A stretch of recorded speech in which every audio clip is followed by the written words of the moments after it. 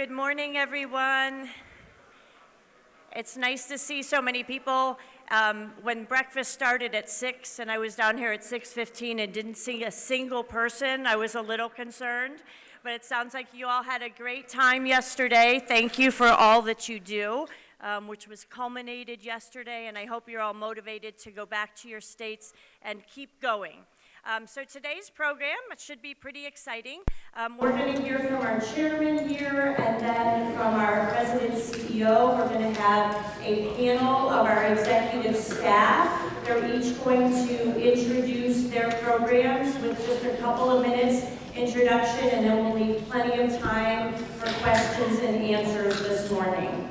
At lunch, we are going to be presenting our communications awards, your communications awards, to one representative from each state will be called up on the stage. So that would be the council president, if the council president is here. If not, if you're an independent chapter, please feel that would be that president coming up on the stage, or please identify within your state representatives who are here who will come up and accept the awards on behalf of your state.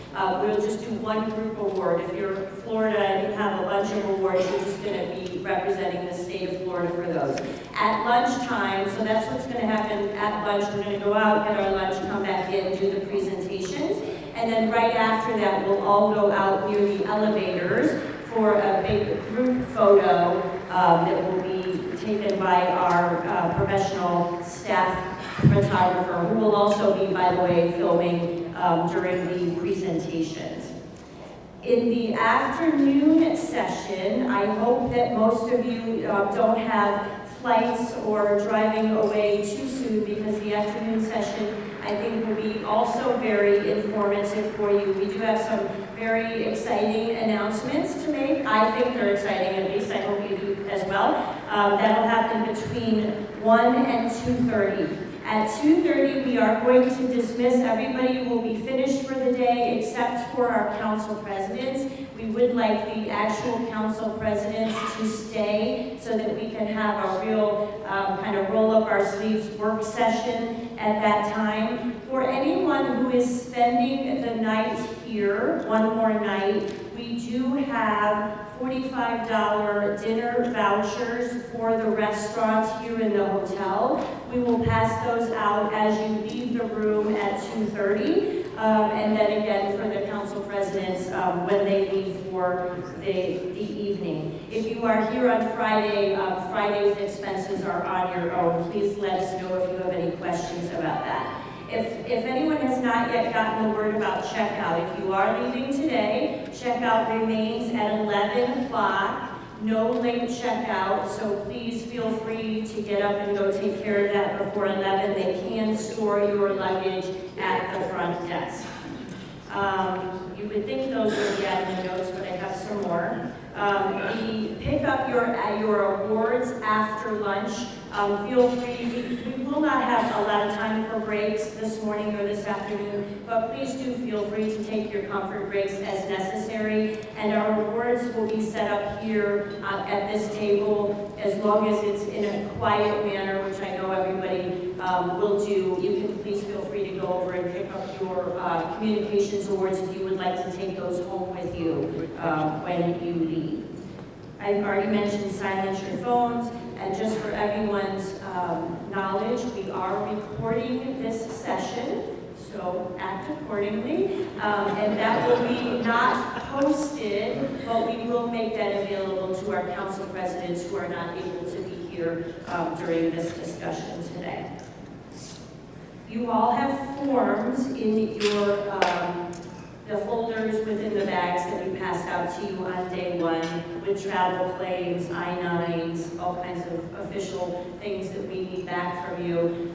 Recognize that those are there only if you need a paper form. All of that is available to you on our website. In fact, we really prefer that people send those to us per the instructions posted on the website. But if you absolutely need to do the paper, you can mail those in or leave them with us today as well. Are there any questions about admin for the day or the week? All right, wonderful. Well, it is my distinct pleasure to introduce our chairman, General Gary North, U.S. Air Force retired. He's going to come up so I can't say all the good stuff that I learned. F-4s, F-16s, F-14s, more than 4,700 hours. General North.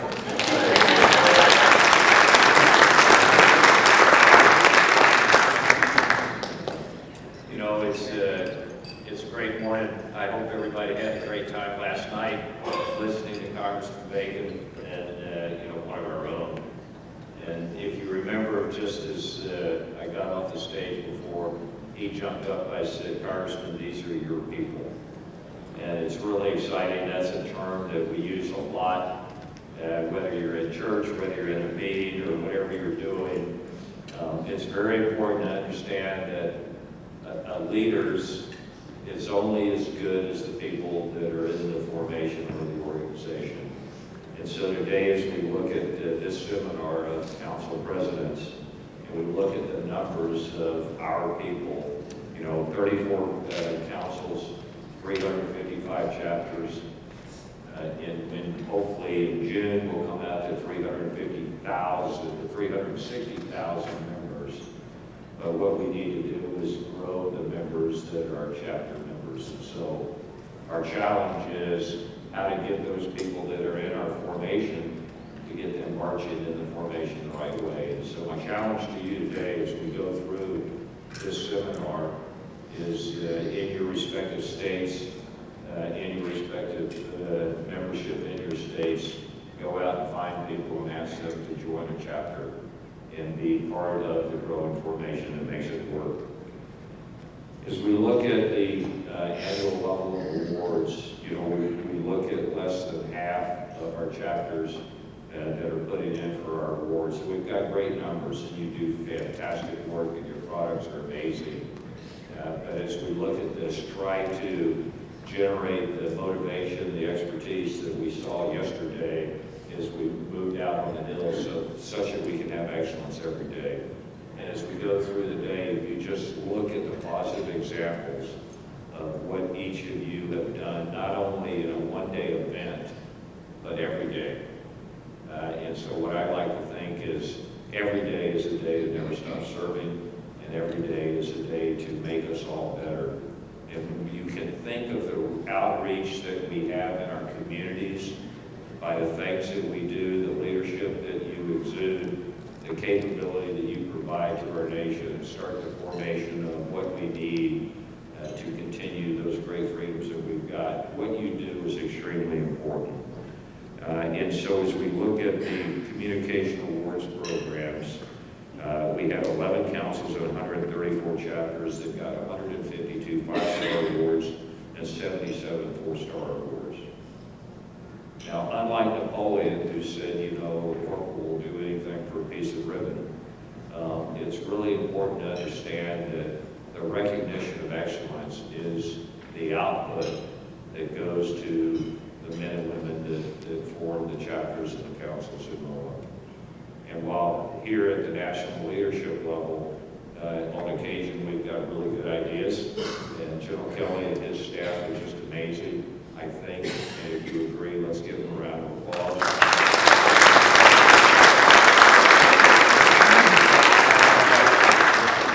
I think Jim and Aaron and the entire staff that do all the work for councils and chapters are absolutely, and I like to think of this way, they are your delegates.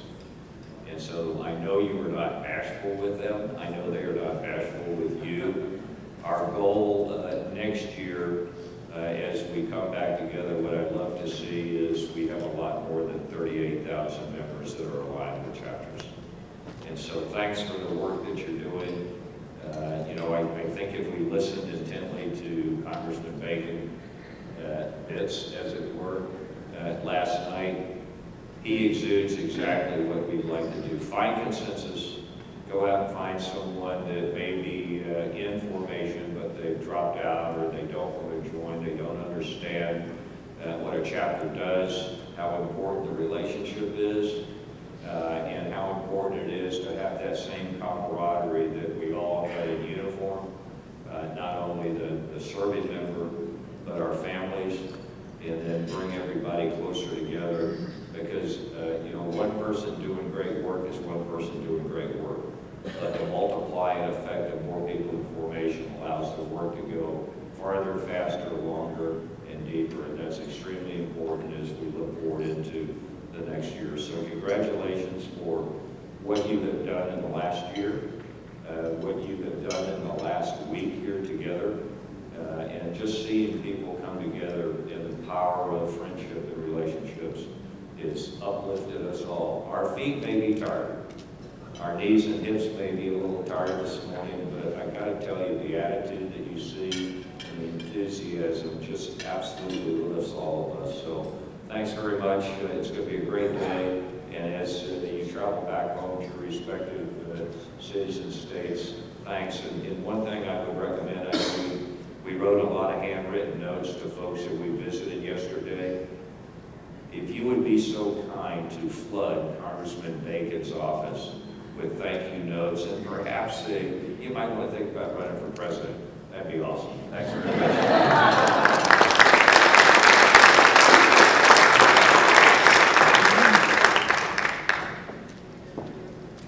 At this time, I'd like to invite our panelists to come up and take your seats, please.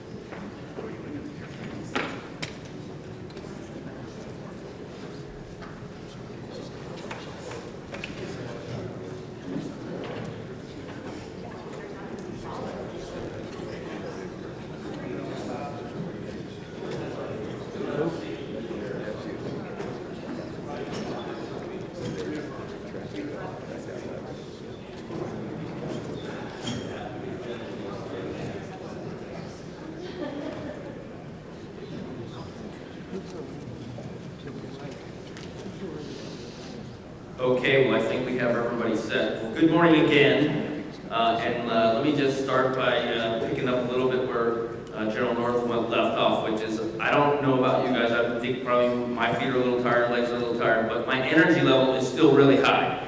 And my energy level is still really high because, as General North outlined, if you watch what you all did over the last couple of days, and all you have to do is look up there to see the impact of that, it's amazing, right? If you want to go fast, you go alone. If you want to go far, you go together. We go together, and there's power in what we do together. And just look at the examples that are up on that board, and think about the number that was talked about last night. You all visited 90% of the congressional offices district, right? And if you want to know what that translates to, that means we went to over 480 visits yesterday to talk about MOA, to talk about the issues, to talk about the importance of our all-volunteer force, and to talk about our military community as a whole. And so thank you for that. And I hope, again, for you guys, I know it's a little harder each day, but I hope it still gives you some energy and you still have some reserve left over for today, so this is going to be a great discussion. I'm excited first to be joined by my phone-a-friend panel over here to my left. It feels good to have a little safety in numbers as we begin our discussion this morning. But I first want to start by asking and picking up where General North left off. Could I have all the MOA staff just stand up for a second? And just stand up and let us all just say, for me personally, to say thank you to all MOA staff.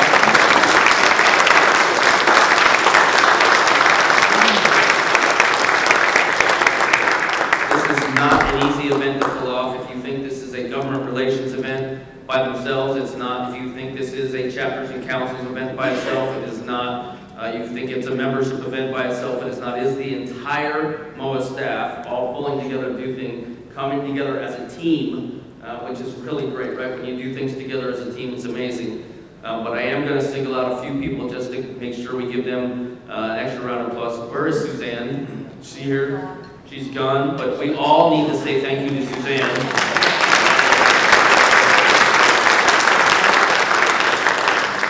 when you get on a bus, when you get in a room and all those things are working and you get to some place and there's food and you get to some place and there's seats and all those things, that's because of the great work Suzanne and her team does. And so we owe a big round of applause for Suzanne, so thank you for doing that. I'm going to call out one other person I don't know if you guys see all the time, but the guy back there with the headphones on, Mike Moronis over there, our Cecil B. DeMille of MOA, is incredible. Mike had to not only take that big picture in the morning, do all kinds of things, but if you got to see, as all of us were walking around from place to place, Mike was running from place to place, right? Because to get all these different pictures happening on all those different buildings on 2 different sides of the Capitol, I don't know what Mike's speedometer said, but it had to be pretty large.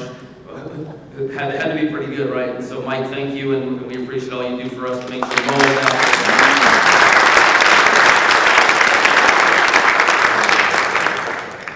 So this morning, I'm just going to take a little time to talk to you about the association. And we had our board meeting on Tuesday, and we were able to cover some key topics with our board. And I'll cover a little bit with you this morning, sort of my priorities and our staff priorities, the things that we're trying to work on, just so you understand. I think most of you will, and how you fit into those things. And then I'll just cover a couple key points before we get a chance to turn it over for questions and answers and what I hope is a good conversation and discussion with you.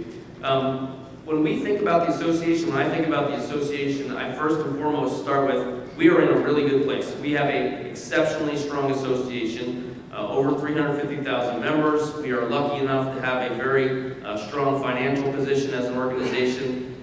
Living here in Washington, D.C. and getting to interact with lots of other nonprofits, not everybody is in the same position. It is a difficult space.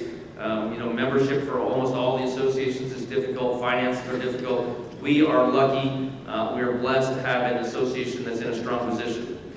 Our goal and my job is to make sure we stay there, and we stay there today, tomorrow, and in the future. So as we said, we go far together, that we can continue to do this because we know that the mission that we have for preserving and protecting the earned benefits for all are going to be out there for a very, very long time, and we have to be a strong association. So we kind of outline, I have 6 priorities and then one more to add into that we kind of make sure we talk about as a team and look forward. And the first one has to do with resources, finances.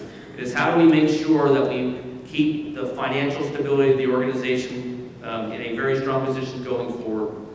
That means for us, we are focused on new ways to generate revenue. And just so you know, membership is not our only way to generate revenue. In fact, it's not our primary way to generate revenue. And it is not our focus in terms of fixing any of our future revenue positions. It's not on the membership side. It certainly contributes and it's helpful, but we're looking at all other things on how do we generate more revenue out of the association. What other partnerships can we do? What other things can we do as an association to begin to generate other ways for us to use the MOA brand, use our MOA expertise, use the things we do as an association to help us generate revenue. So you may see some things from time to time. I know you'll see some new affinity products and things that we introduce from time to time, but there are other actions that we're trying to take that you will hear about over the next couple months that will give us new partnerships, give us new opportunities, give us a way to not only increase MOA's brand, but also increase our revenue as we're doing that. So we're excited about that, but that is one of our big focuses and one of the things that we know we have to do going forward. We talked a little bit about this yesterday, but we are an association of officers, but we're not an association about officers, right? And that, I think, is really important. If you think about our advocacy mission and all the things that you were all up on the Hill talking about, it is important for us to walk the walk and talk the talk, that we go out to the broader military community, and we in particular look at those folks who might be less fortunate in that military community. There are 2 primary things that we use to do that inside of the MOA brand. It's the MOA Foundation and our scholarship fund, our charities. And the reason I bring those up to you because it is important to understand that those are intentionally programs for which we reach and go after a broader military community. That means that they are not, specifically not set up as member benefit programs. Okay? And it is important that they stay that way and they have a focus because as we go over and do our primary advocacy mission, we have to be able to reach back and show those folks we're advocating with the ways in which we reach a broader audience that is broader than just the officer pool. So when we think about the foundation and we think about the scholarship fund, although we certainly have opportunities for us to do great things for our members inside of those programs, they are not member programs and they are intentionally not member programs. and most importantly, they can't be member programs, because if they are, we lose our foundation for the most important thing we do, which is advocating. I told you guys before, and I hope maybe, I don't know if anybody had conversations yesterday, but if we become an organization that advocates for officers, or an organization only about officers, we will wither and die on the vine, and we will go away, because there is nobody on Capitol Hill that is interested in having that discussion with any non-charitable organization, okay, charitable organization. So that's really important for us. That means for us, the MOA Foundation, the programs inside the MOA Foundation, and the Crisis Relief Fund are something that we need to mature and bring up to speed. So when we talk a lot about the foundation, and we talk a lot about crisis relief, and it's not that we think the scholarship fund's not important. It certainly is. It is a great program, but it has been around for 75 years. It is strong. It is mature, right? And we're giving out over $10 million in scholarships to the broader military community, which is fantastic. The foundation needs our support, needs our help, and we have to get the foundation up in a position where it starts to begin over time to feel like the scholarship fund, so that we can do all the same kinds of things. We can have a way for us to reach out to a broader military community, a way for us to have a philanthropic place for folks who are supportive of the military community to come into it. So that's our focus. Number 2 is to make sure we get the foundation up and running and doing well. Number 3 for us is all about you guys, which is members and membership. I don't think it's lost in any of you, but we are increasing membership as an organization. I don't know if you knew that, right? We're actually growing membership. But at the same time we're growing membership, we are decreasing paid membership. So the number of basic members is increasing for our organization, which is great. That means more folks are being exposed to MOA. We're having the ability to capture eligible people into the overall association on basic membership side, but our paid membership is going down. So we are going to continue to focus on and do a lot of work in that area with your help and with others' helps. Kathy Parton and her team do a great job. I don't know that you guys always get to be exposed to the difficulties and the strategy that we use to market, to brand, to capture, to convert. There is a lot of energy and a lot of work done on Kathy's team's part and our whole team's part to try and do that. But we know those 2 things are important to us. It's important to us to continue to grow the overall numbers, because they're important for advocacy. It's great when you guys can go over, right? You can say we have 350,000 members in our association. Folks listen. But also, we want to make sure that we can get the paid membership to start to sort of arrest the decline we have. We're on a decline. I don't know that we'll be able to grow paid membership instantly, but we can arrest the decline initially, and then after we sort of stabilize it, then we can grow paid membership back. So that's our goal, and that's what we focused on in that area as well. The 4th one has to do with you guys, and you heard General North talk about members in the chapters. You guys know we have all those national members, but we only have about 38,000 folks who are out in our chapters right now. The chapter system and what you guys do, what you demonstrated up on those pictures, is important to us, because we know you guys know from the work that you do, our most involved advocates, our most involved members are those folks who are in chapters and councils. We have to continue to work that. We have to continue to grow that. I think you'll hear a little bit more from Aaron and Tank later today, but I did it's okay, we won't go to the old days, everybody has to buy beer, doesn't it? But I did a joint email out with Pat Kluger. Pat, raise your hand over there, right, for Florida, where we sent an email out to all the members in Florida who were national members who weren't associated with the chapter. We sent that email out asking them to go. Yep, over there, his idea. Was that his idea? Yep, it's a good idea. So we're going to see what happens, right? Hopefully we're going to be able to learn something. We always try to learn and take a lesson and evolve from that. We'll take some lessons from what happens, and if it is successful and we can make a way to scale that, we will want to do that in other states as well, right? And have a way for us to use my pulpit, my voice, along with you at the state levels, to contact those members, asking them to join up to a chapter or council and reach from our level to do that. And we'll do other things, and I know Aaron and Tank are going to talk to you guys about that as well, but we want to make sure we work on chapters and council system viability long-term for the association. And we also want to recognize sort of what I call, the continuum of a MOA association, which is if you are a young, currently serving military member, you are busy, right? You're learning your craft, you're doing your things. it is probably not the time for us to be a chapter or council member. They're not going to have the time to do that, right? We can ask and we can get a few here and there, but that's not going to be where we focus our time. When they transition, we certainly want to capture them into the MOA brand and keep their MOA association going on and allow them to maybe think about paid membership and the transition services we get. But except for a very few, when they transition off of their service time, they're going to go to a second career. They're going to go to a second career and they're still going to be busy. They're going to have most likely college-age children and those kind of things, and they're going to be focused in lots of ways. That group, again, will not be the group that we make a lot of headway with on chapter and council time, and it's understandable, right? We will still make efforts, but it's not going to be where our focus is. As they make what I call transition number 2 into a second and permanent retirement, as you guys are demonstrating on a daily basis, now there's more time and there's more ability, there's great experience, great wisdom to be able to contribute at the chapter and council level. We want to make sure we continue to sort of capitalize that as we go forward. The next one has to do with, the next challenge for us has to do with engagement and how we brand MOA and what we do. The team and I have been working on a series of things that I call as we have to have our story about why do I want to join MOA? Why should I join MOA? Why should I pay for MOA?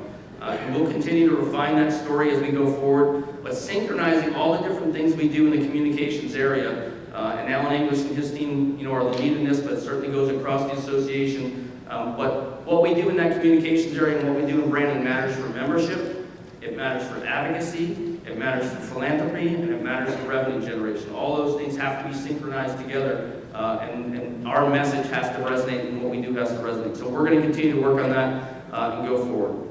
And then the last one is what we did yesterday. It's the most important one for us.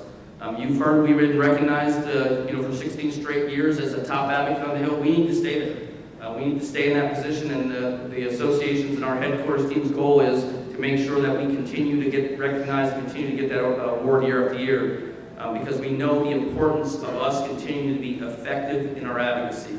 The challenges that you guys all got to talk about yesterday, the challenge of the all-volunteer force, whether they be future challenges to compensation packages, retirement packages, healthcare, whatever they're going to be, those challenges are going to be constant.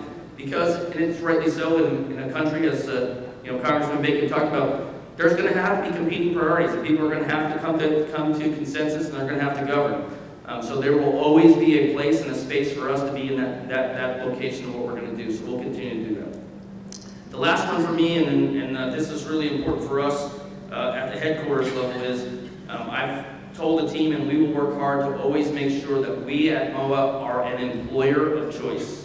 I hope you guys agree that the folks you get to work with and see around are absolutely talented and fabulous and dedicated, committed individuals. And the most important thing for me as the boss to be able to do is to make sure that we remain an employer of choice so we can continue to attract those kind of people. It is not easy to do that in the National Capital Region. It is a competitive talent market. It is a difficult talent market there. But we will work hard, and we will make it one of our priorities, one of my priorities, to make sure that we remain an employer of choice so that we can have the kind of staff that you all deserve, the kind of staff that our members deserve, and the kind of staff that the military community who we're advocating for needs to have. So that would be an important thing as we go forward. So those are the priorities, and those are the things that we're working on that you guys will hear. You'll get to hear from the rest of the folks here. I just want to cover a couple more what I think are key points for discussion. Oftentimes, and I get emails from these, and we certainly got some emails and discussions yesterday, we heard from some folks, there is a desire for us to want to engage in partisan issues across the space. It is important for us as an association to be effective every single day, every single year from now to infinity.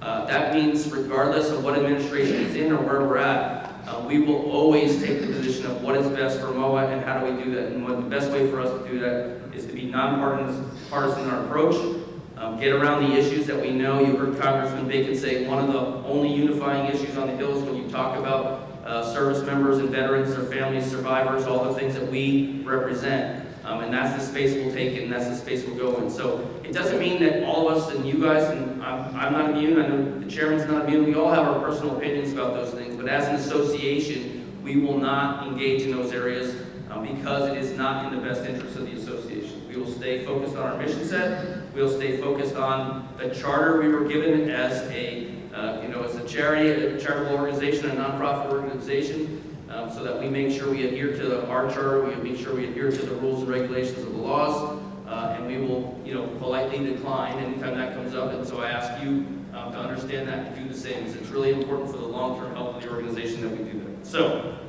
let me stop talking now. Again, my energy level's still up. My voice might be failing a little bit after a couple of days, but my energy level's still up. So thankful for all what you guys are doing. So thankful for what we got to do yesterday as a team, and more importantly, what we continue to do. As we said on one of our social media posts yesterday was amazing, but it's a single day. It takes us advocating every single day going forward, and so I thank you for what you not only did, but what you're going to continue to do. And I'm going to now turn it over to each of our panelists to give their little piece of discussion, and then we'll open up for Q&A. So, off to you guys. Jerry Singleton.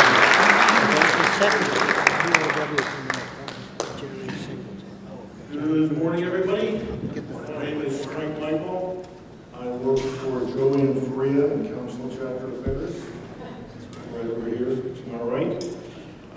It is a real pleasure to moderate this senior leader panel this morning. If you have been to a workshop, a regional workshop, I think most all of you have, we're going to follow the same kind of format. I'll go over a couple of ground rules here in a second and be as brief as I can. But having done several of these panels, one thing I've learned over time is that we have to pay attention to time because we want to preserve a good hour at least at the end here for questions. So I brought my timer with me. I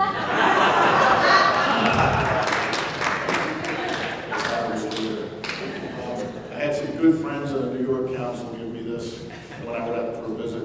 It's got my name on it and everything. Anyway, it's connected to a visit I had in Cleveland, Greater Cleveland, last week with Alan Midget, sitting right there. He was a keynote speaker. He's a member of the chapter, but he had some keynote remarks for them. And I was with him, and he said, hey, do what my aide used to do for me when I was in uniform. And if I start going too long, put your hand up. If I really start going too long, put both hands up. And if I'm really over, stand up, put both hands up, turn around, and walk out. So I try to help with that. So I'm going to kind of do a similar thing here. So if I put my hand on this, we're getting close. If I put it on my shoulder, we're going a little too long. And if I take a couple of practice swings, you know what that means. So we'll try to stay on time. Okay, so don't apply to the general officers on the podium, by the way. Okay, anyway, rules of the road. I'm going to turn it over here in a second to General Lynch, and I'm going to ask all of the panelists to introduce themselves, and then they've got 3 to 5 minutes of prepared remarks. And what we're trying to do is get across 2 or 3 things that are important to each one of these folks, things they're working on, priorities, and then of course we can expand on all that during Q&A. So that's the way that will work, and then we'll finish up with Gail at the end there.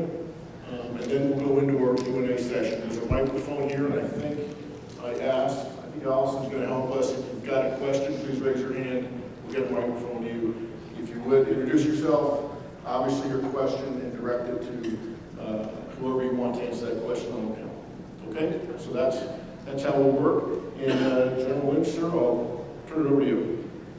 Thank you, Tank. Can you hear me all right? I don't know if this microphone is working right or not. Is it okay? Good. I'm Joe Lynch. I'm the MOA General Counsel and Corporate Secretary. And what that means, I'm the one who gets blamed for all the legal advice that says there's things you can't do, that you have to comply with this law, and you have to comply with that law. And I'm also the Corporate Secretary. I'm also kind of the staff member who really runs the governance business, which is our board of directors, our board elections, our board committees, and those types of things.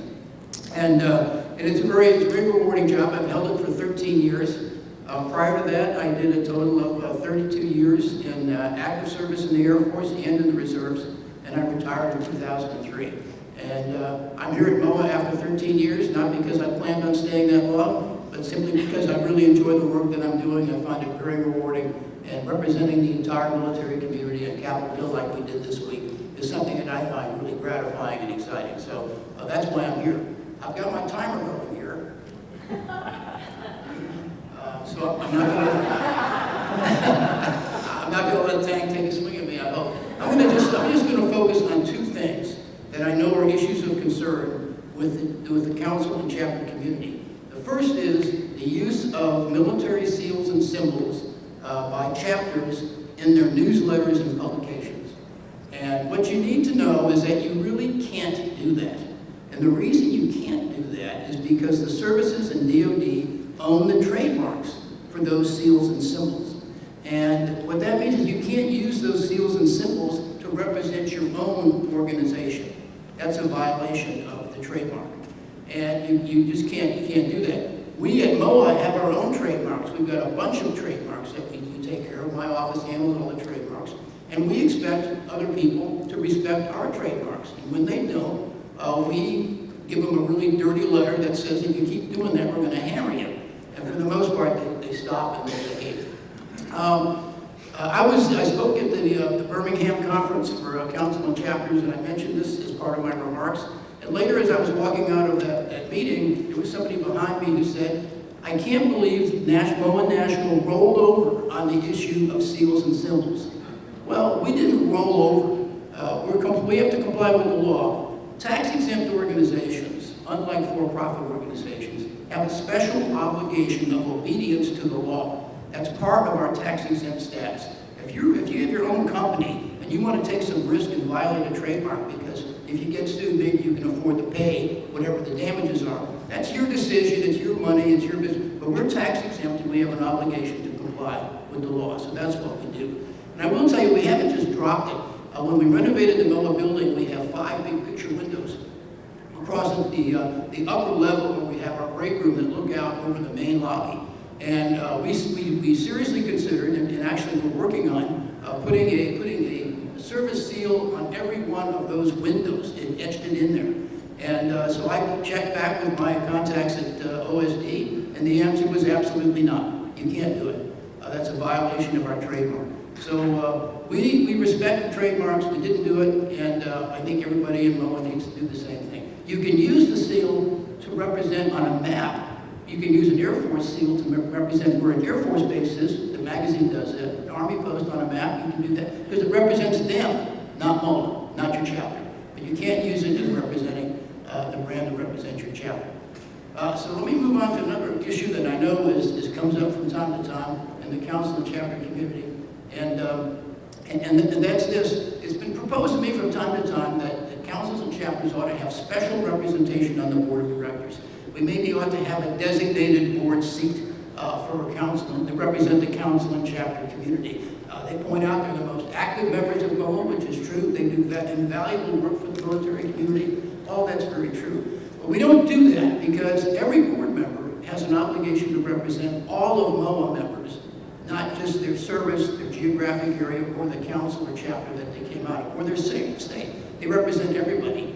And if you create a special category of board member for only 14% of the overall MOA membership, that really creates an imbalance on the board. And the other reason is it's really not necessary. Currently on the 36-member board, we have 11 of those members are currently former council and chapter presidents.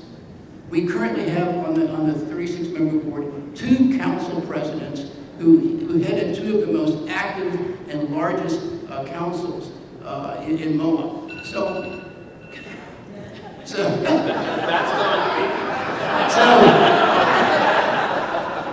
So anyway, I just want you to know, you think about that, 11 board members represent the council and chapter, our council and chapter experience. They bring your perspectives to the board, we discuss them, we talk about them, and I think they do a great job bringing those experiences to us.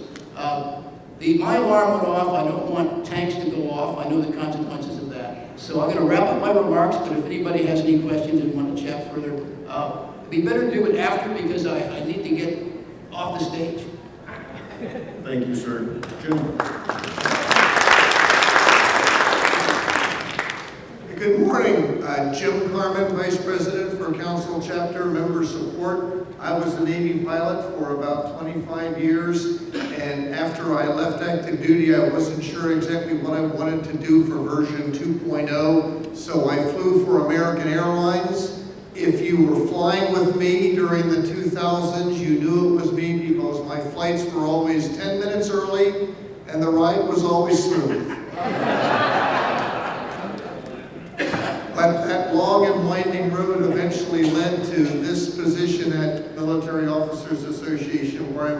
serve with this team of professionals. There are 25 members on my team. I'll talk about each of the 4 components for just a couple of minutes. The first is the Member Service Center. Most of you have probably dialed 800-234-MOAA multiple times, and you connect with a very talented team of recent college graduates. Many of them are military juniors. We school them up on all the issues that are likely to be top of mind for our members in the field, and I think they do a pretty good job of answering most of those questions. I see a head nod or two. That's nice to see. Thank you. And when they do get a question that requires a little deeper dive, they have a direct connection to the subject matter experts in the other operating units within the association. So I hope you'll rely on the Member Service Center via phone and email and text chat. They hear from about 1,000 of our members each week, and please encourage your members to give us a call and engage if they have questions or concerns. Another big piece of our operation is the Transition Center, which includes 4 very talented career management consultants and 2 accredited financial counselors.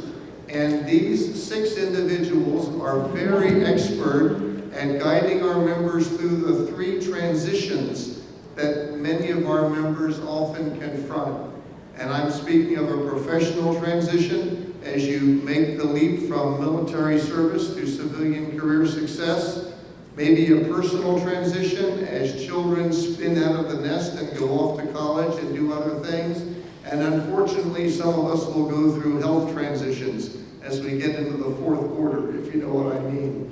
But this team of accredited financial counselors and career management consultants can do a great job of guiding you through many of these transitions, and they certainly have access to a number of expert resources who can provide additional assistance when required. This group also spends a fair amount of time on the road. They give presentations at many of the major military bases. We had a speaker at a retired activity event in Alameda, California last week, drew about 250 participants as well as our local chapter, and we did some good recruiting at that event. So if there are events going on in your neighborhood where you think a MOA presence might be helpful, we would like to hear about that, particularly if it's in the career transition space or the financial education space.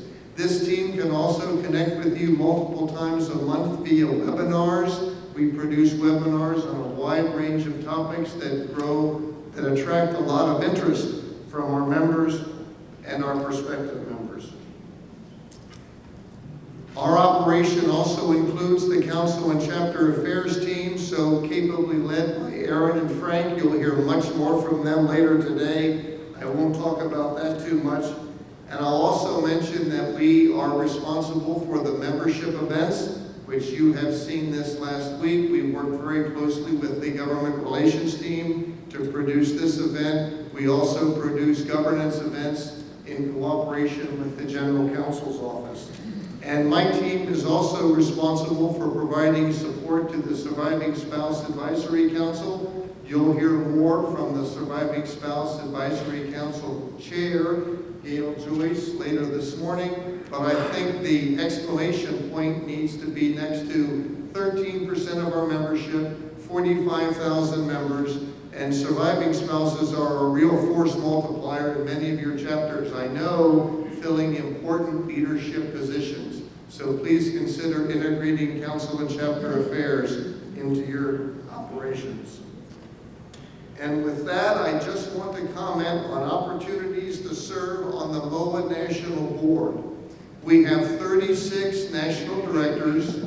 We graduate 12 every 2 years, and we go through a selection process similar to what we grew up with in military service to select 12 new board members.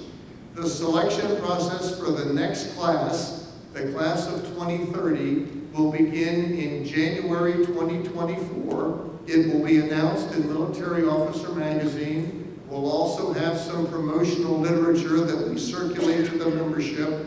We're looking for people with all the competencies that we need to run a 21st century professional association: government relations experience, media experience, healthcare experience, finance and investment experience, as well as council and chapter leadership. There are many people in this room who would make outstanding candidates for our national board, and I hope you will consider standing for selection.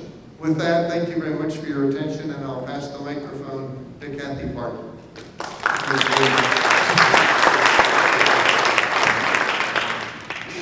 Good morning, everybody. I am Kathy Parton. I am the Vice President of Membership and Marketing. I have been with MOA now about 14 years. Is that better? I came to MOA with a background in association and nonprofit management. And one thing I can tell you is that no matter where I worked, membership was always a priority. It always took everybody's involvement, and it was never easy. At MOA, we have 11 membership and marketing professionals on the team, but it does take all of us. It takes the entire staff of 84. It takes all of our chapter and council leaders as well to make a difference. So I thank you for your efforts that you've already accomplished and those that you'll do in the future. There are 3 areas I would like to share with you this morning that we are laser focused on every day. The first is brand awareness. We know that MOA is not a household name, but I will say yet.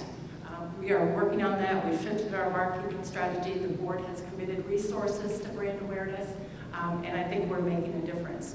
Our goal is to make sure that when the invitation to join comes to an individual, they already know who we are and they know about our mission. To get the word out, we need to be where the people are, and that's online and in person. We have a robust outreach program that takes us to a lot of trade shows across the United States. We're involved in awards ceremonies, and we do a lot of fun activities like the Arlington Miler. Later this year, we are going to be introducing a new booth for our outreach presence, and something that we're really excited about because it will hopefully make us stand out on that trade show floor. There's a lot of exciting technology out there, and to just have a static booth just doesn't attract people. So we want something that's a little more engaging, that will bring people in so we can have those conversations about our mission and then ultimately about joining. To get the word out about MOA, we also have a lot of digital campaigns. And if we're doing our job right, none of you are seeing these campaigns because we're really focused on people who are outside the congregation. So we have a Strength in Numbers campaign that really depicts, highlights what one more person can do to advance our cause. Last year, for brand awareness, we also did a lot of fun things. We introduced an experiential strategy to our marketing. And this is putting MOA in places that are unexpected, where people don't think that they'll see us. So we were at the Army-Navy game. We supported the West Point Association Graduates tailgate, but it was fun, surprising, unexpected. So we expect to do more of that. But as we work with the association, alumni associations, we're also strengthening relationships that are going to allow us to get into these communities with things that are more aligned with our strategic priorities. Benefits, education, transition. So I think this has been a really great opportunity, and I'm looking forward to see how that grows. The second area that we are laser focused on is reversing that paid membership trend that General Kelly mentioned. We're doing a good job at retaining our members. We're at about 78%. We want that to grow a little bit more, but we're feeling pretty comfortable with that rate. And we have a lot of things coming down the pipe to boost that up a little bit more. Where our biggest challenges is bringing in brand new premium paid members or upgrading basic members to those paid levels. To date, most of our new premium members come from that basic membership category. So that's where we're laser focused. At any given time, we have a lot of different campaigns in the market. In fact, this week, we focused on AIA topics, getting the word out to people who aren't here in Washington, but letting them know the issues that we're advocating on and trying to get them into the fold. I'm looking forward to seeing the results of that campaign. it will continue through next week, and then we'll report that out. The last area I want to touch on is relevancy. We need to make sure that we are relevant to each individual, whether that's through our messaging or our value proposition. So everybody expects a personalized experience, and when you have members ranging in age from 22 to 102, that becomes a daunting task. What we've done to hopefully help you out with this is create a series of personas, which you can find in the chapter and council section of the website. And we've kind of divided the membership out into about 7 or 8 personas. Here's what we know about this group, here are the benefits that we have, and here's some messaging that you can start to have that conversation with them. So I encourage you to take a look at that. I know that some of you probably heard my colleagues, Mark Stevenson and Brittany Rhodes, talk to the council presidents on the webinar last Thursday night, I believe it was. They talked a lot about our affinity partnerships. They are looking closely, what can we bring on as a part of that value proposition that caters to each of these different personas.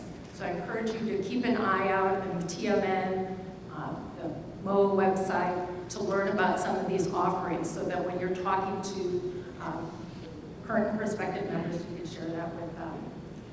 In closing, how are we doing today? You heard General Kelly talk that we are at 350,000 members strong and growing. As of June 1st, we will change that official 350,000 member to 360,000 members. And I would just point out, that's a big deal. That's a number we have not seen since 2015. So thank you for your efforts to make that happen. Thank you, Jack.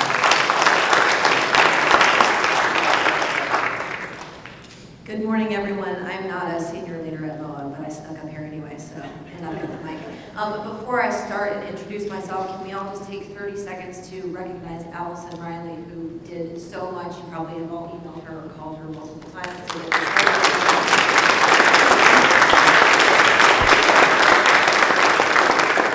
Allison and Brendan really do hold our government relations team together. I'm Jennifer Goodale. I'm here to represent Dan Mary, who is unable to make it this morning, but I'm the Director for Military, Family, and Survivor Policy.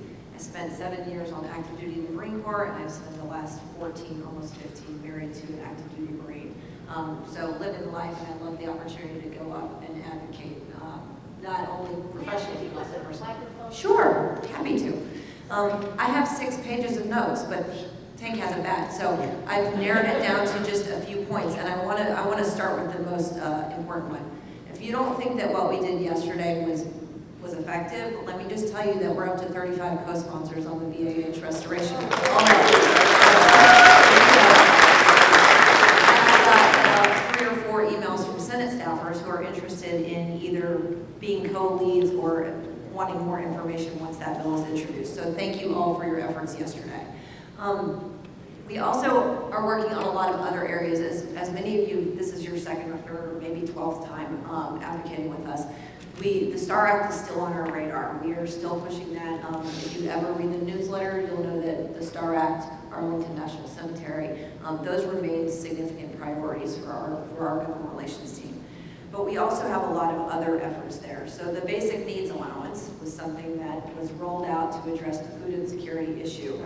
And it was done in the NDAA two years ago. But it doesn't stop there just because something's made into law. We're working to improve it. We're making sure that there's proper oversight and that it's rolled out effectively. So that's just a lot of the work that we do on a day-to-day basis. As many of you have communicated with Karen Ruselli, who does our TRICARE for the active duty DoD side.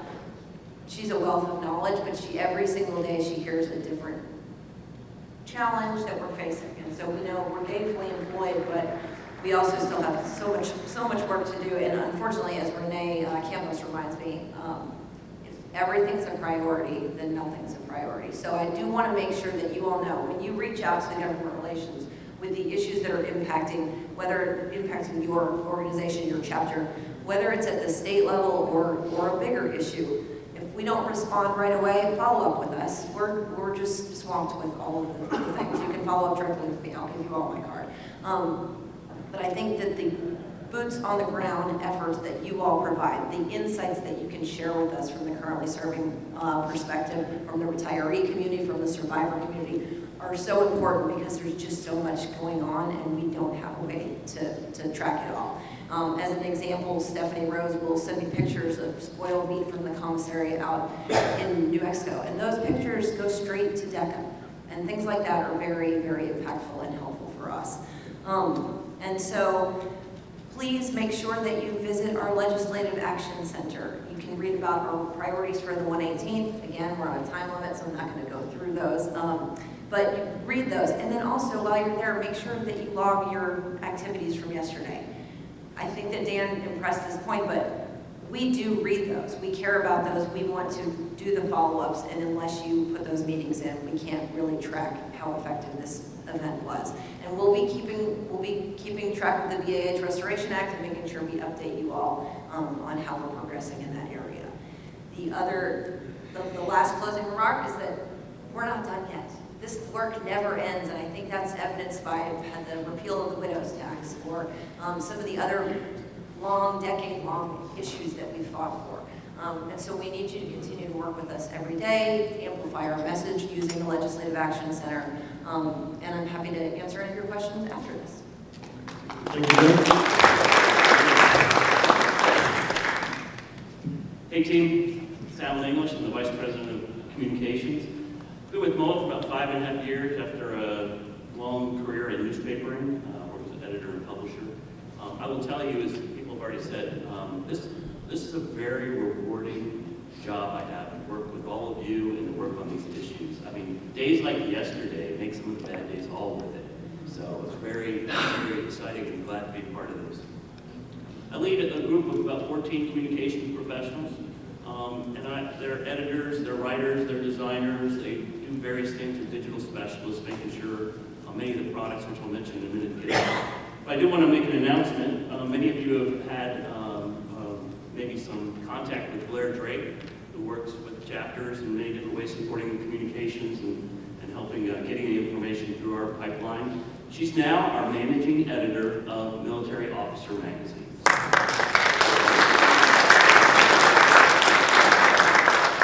Your own message to Blair D. at MOAS does still need to share some information with her as you go, and we'll have some information for you about who's going to take over some of the duties Blair did, helping chapters hopefully in the next few weeks. But for now, still send them to Blair, and we'll divide them up, so that we're excited about that. She's been with us since about 2007 in one capacity or another, so she brings a great deal of institutional knowledge, and as some of you ran into her yesterday, she's excited and finds this rewarding the way our team does.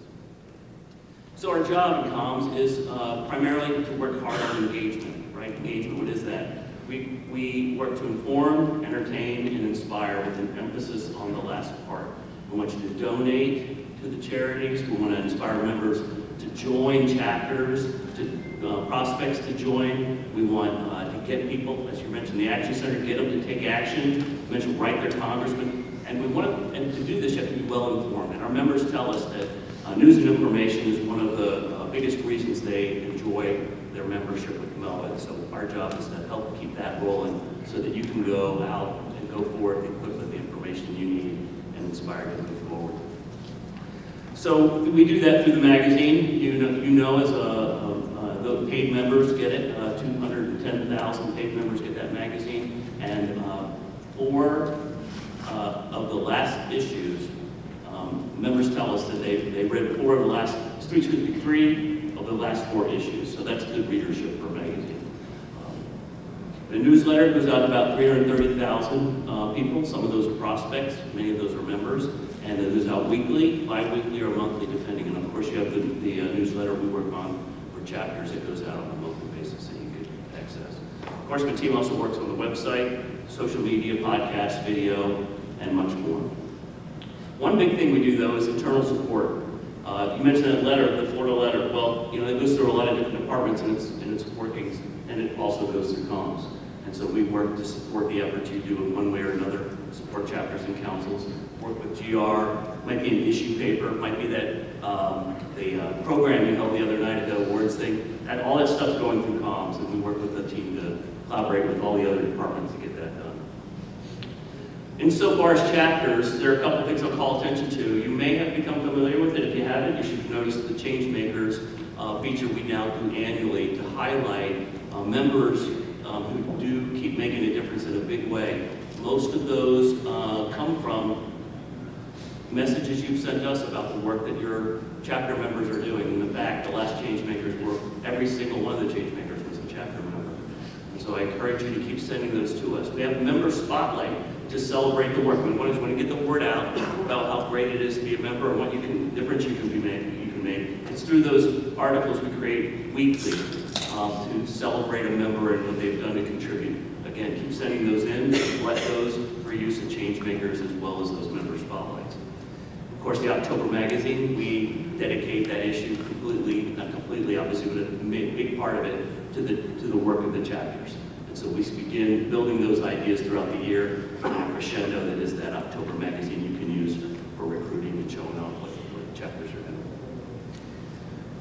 That's really about all I have to mention. I will say there are things that go on in the magazine annually, and I'll just close with this, is right now we're focused on commemorating the Vietnam War, as there are events on the Mall, May 11th through the 13th. Mall will be there in force, but we are also a series of articles all year long, trying to engage those members who are interested in Vietnam and commemoration. So it's called Vietnam Unchronicled. There's a special web presentation I invite you to take a look at, and then just know that we look at some of our years of theming our content. If you have an idea of what we might focus on for a whole year to engage members who are very interested in history, please get those ideas to us. Thank you. Thank you. Hey, good morning. My name is Regina Chavis. I'm the Chief Financial Officer and the Vice President of Operations Facilities. I have been with MOA in my 7th year. I'm proud to be part of this family because I consider MOA my family. I am a military brat. I was a military spouse, and now I'm a surviving spouse. So everything that MOA does, their mission is right up what I believe in and what I'm happy to be able to do until my dying days, in a sense.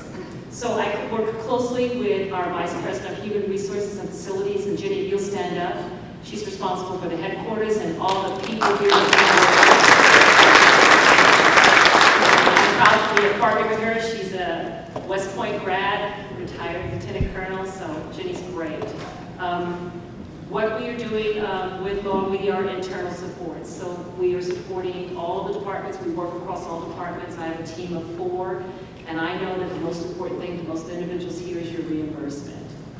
I am the finance person. So with that said, your reimbursement comes into our office through emails. It goes to Jim Carmen's team, who reviews, authorizes it, and then it comes to the finance team. It's going to take us between 3 to 4 weeks to get these processed because of the volume of this meeting together. So I just wanted you to understand that on the form it says 2 weeks, but understand it's 3 to 4 weeks.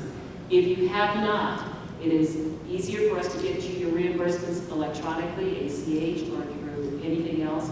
Please fill out those forms that the team will provide you so that we can return that quickly. And please don't hesitate to reach out to us with any questions you have. And I thank you in advance for your patience and understanding all this again. And foremost, I just wanted to let you know that we just reported to the board that we had a clean audit. This is not an easy task. It's an A+ for MOA. We're responsible for all 3 entities, that's MOA, as well as the Scholarship Fund and the Foundation. And we will be filing our 990 tax returns for 2020 in a timely manner on May 15th. So everything is going well, and I look forward to working with you guys. It was an honor being able to advocate with all of you, especially my partner in Indiana at 11 locations, but it was very great. Thank you so much.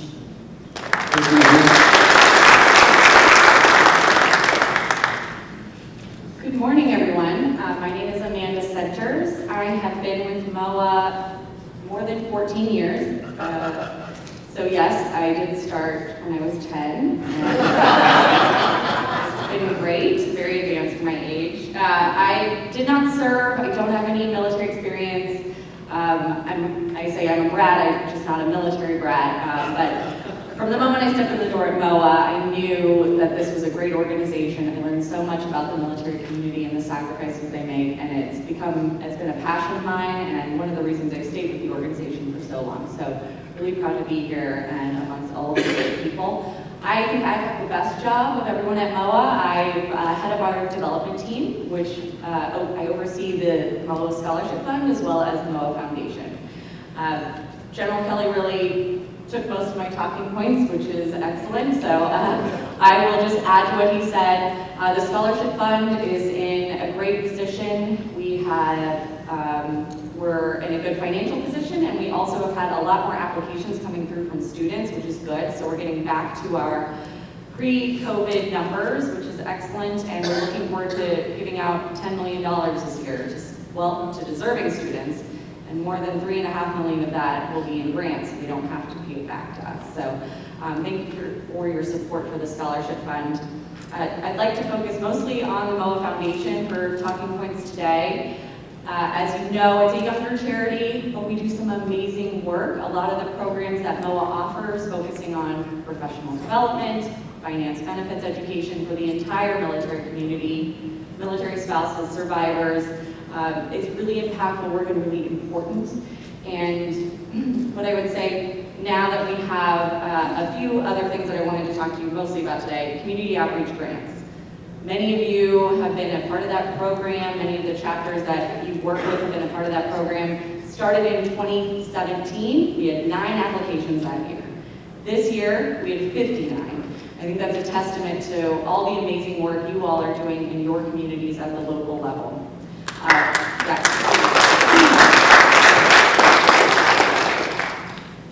We're always happy to answer questions if you have questions about how to get involved in community outreach efforts. I will say we would love to give a grant to everyone who applied. We have to say no sometimes. We don't have the resources to give every chapter, every deserving chapter, and all of them are a grant. That is a lead up to what I will say is a donation to the MOA Foundation supports community outreach efforts. Whether your chapter is involved or not, knowing the great work that your fellow chapter members are doing in the communities is excellent. It's also, not to mention, a great recruiting tool. Getting out there, getting hands-on. We know the younger members of the community want to be hands-on. They want to be out there, whether it be helping with food banks, rebuilding homes, things of that nature. It's a great opportunity to engage with people who could be potential MOA members and chapter members. A great way to expose our brand to that community. So again, thank you for your support there. We will be announcing the winners for this year in the coming weeks. This was just approved at this last board meeting, so look out for that. It will be posted on the website. We will call the chapters individually, and will also be in the MOA magazine. And then the last piece I want to talk about is the crisis relief effort. This is another way for you all to be involved. You may remember during COVID, chapters helped facilitate small grant applications for those in their community who needed money. Small grants is in $500 per household. We transitioned this to a crisis relief effort. So we are helping military families, military veterans, survivors who are facing a financial crisis due to no fault of their own. A lot of this involves FEMA-related disasters. We can get grants, $500 grants to these families very quickly. Our turnaround time is very quick. Not a lot of red tape. And we give priority to people who are not eligible for support from the service relief societies. We're talking 11 million or so in this demographic who are not eligible for support from the Relief Society. So we recognize that this is something we would like to scale one day. We need resources to do that. We just received notice the other day, this is a good example. One chapter went in North Dakota to support an Indian reservation that has a high veteran population. They had over 30 inches of snow in December, and it wiped out a lot of their resources. They're trying to rebuild their community. So a chapter there went in with paper applications and helped facilitate, and we're going to receive those in the mail. We were over 80. That's a lot of money, but it's an excellent cause, and that's a way that I don't always recommend paper applications. So if you can help facilitate on the digital side, that's great. But in this circumstance, that was what we had to do. But we're really grateful to that chapter for helping us connect with these people who really have the greatest need, and you can do that as well. I'd be happy to chat with you about that. And of course, I'd be remiss if I didn't say, please consider donating to the MOA Foundation when you're considering your philanthropic goals for the year, and also sharing the good news with your network and people you know who might be interested in donating or getting involved. Thank you. Thank you. My name is Gail Joyce, and I am a surviving spouse. I've been a surviving spouse now for 24 years, and I've been a MOA volunteer for 13 of those years. I'm also a Gold Star mom. My son, Sergeant James Casey Joyce, U.S. Army Ranger, was killed in Mogadishu, Somalia in 1993 in the Battle of Black Hawk Down. So the work that MOA does is extremely important to me, and it's been a great place where I can channel my energy and do some good work, I think. You know, you just heard Jim say that surviving spouses constitute 13% of the MOA membership. But how do surviving spouses become a member? I find that often people don't know that. The first way they become a member is through their spouse's membership. If you are a life member, your membership passes free of charge to your spouse upon your death. So that's one way. But the other way is a surviving spouse can join on her own. I did. My husband was never a member of MOA. All he had to do was be eligible to be a member of MOA, and then he can join. So those are the two main ways that a surviving spouse can join MOA. You know, I know two of the biggest problems facing chapters today is loss of membership and lack of leadership. Recruiting and finding surviving spouses to be a member of your chapter is a great way to alleviate both of these problems. It will increase your membership, number one, and number two, it will give you some great people who can come in and take over jobs in your chapter. We have surviving spouses that are currently serving as president, secretary, legislative chair, membership chair, across the board. And you too can utilize that, but I find that most people don't know that they are eligible to be members. I emphasize this, that surviving spouses are a member of MOA because we still have some chapters and some members of MOA who do not recognize that fact. And you need to keep repeating that over and over and over again, that surviving spouses are legitimate members of MOA. One of the other things that we do is our surviving spouses go out and we give a lot of talks. And one of the topics that we are talking about, because we have learned what people don't know about things that we think that they do know about. And that's being prepared. Being prepared for what? Well, being prepared for life after death. And that's one of the ways that we can help you and help your chapters and the members of your chapters by giving you the information and the tools that you need to help those spouses then be able to take care of the important things that happen after a spouse has died. I would like for the members of our Surviving Spouse Advisory Council to stand, because one of the things that I want you to do is I want you to encourage the spouses and your surviving spouse liaisons in your chapters and councils to join our Surviving Spouse virtual chapter. And if any of you have any questions about the virtual chapter or about what surviving spouses can do for your chapter and your council, you find one of these young women here and you ask them, because they will answer your questions and they will answer them gladly. Thank you.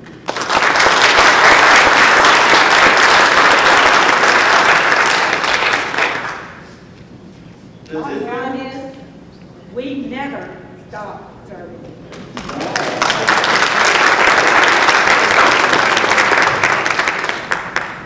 I have never seen such time discipline. Amber, this is you. You taught me this trick. This is wonderful. So now we get to the, well, first of all, how about a round of applause?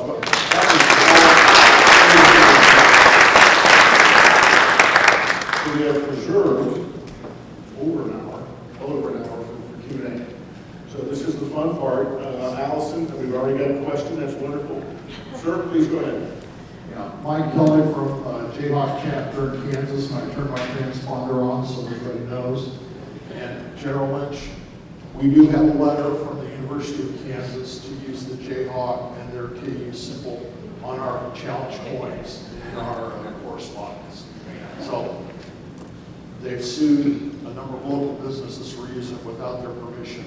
So we're not going to go back and ask them to renew the letter. We're just keeping that letter.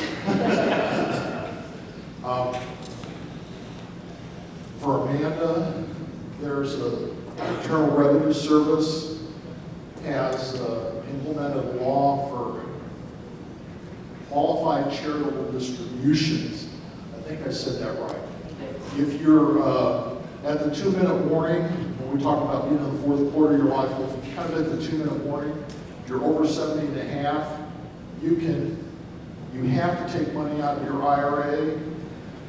You can donate up to $100,000 a year, and your spouse can donate up to $100,000 to a charity. So Amanda, please check with Alan, get that in the magazine, on the website, all of that stuff. Absolutely. And you have to do it by December 31st. It's not by your tax return, it's by December 31st. And of course, you don't have to donate $100,000, you can donate $100, but that's something I think we should push. I didn't pay him to say that.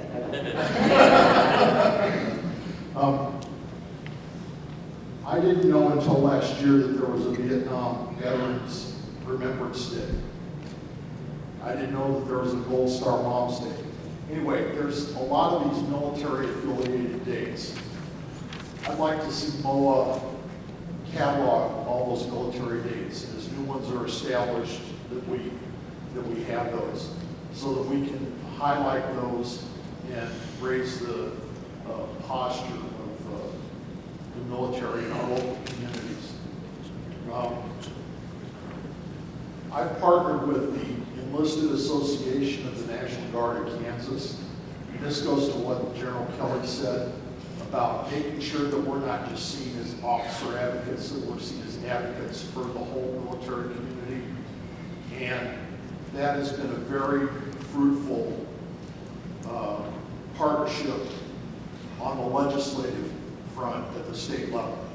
When I can go into a meeting with the Enlisted Association of Kansas National Guard and say, MOA believes this, and the Enlisted Association believes this, that 1-2 punch is much more effective than either of us alone.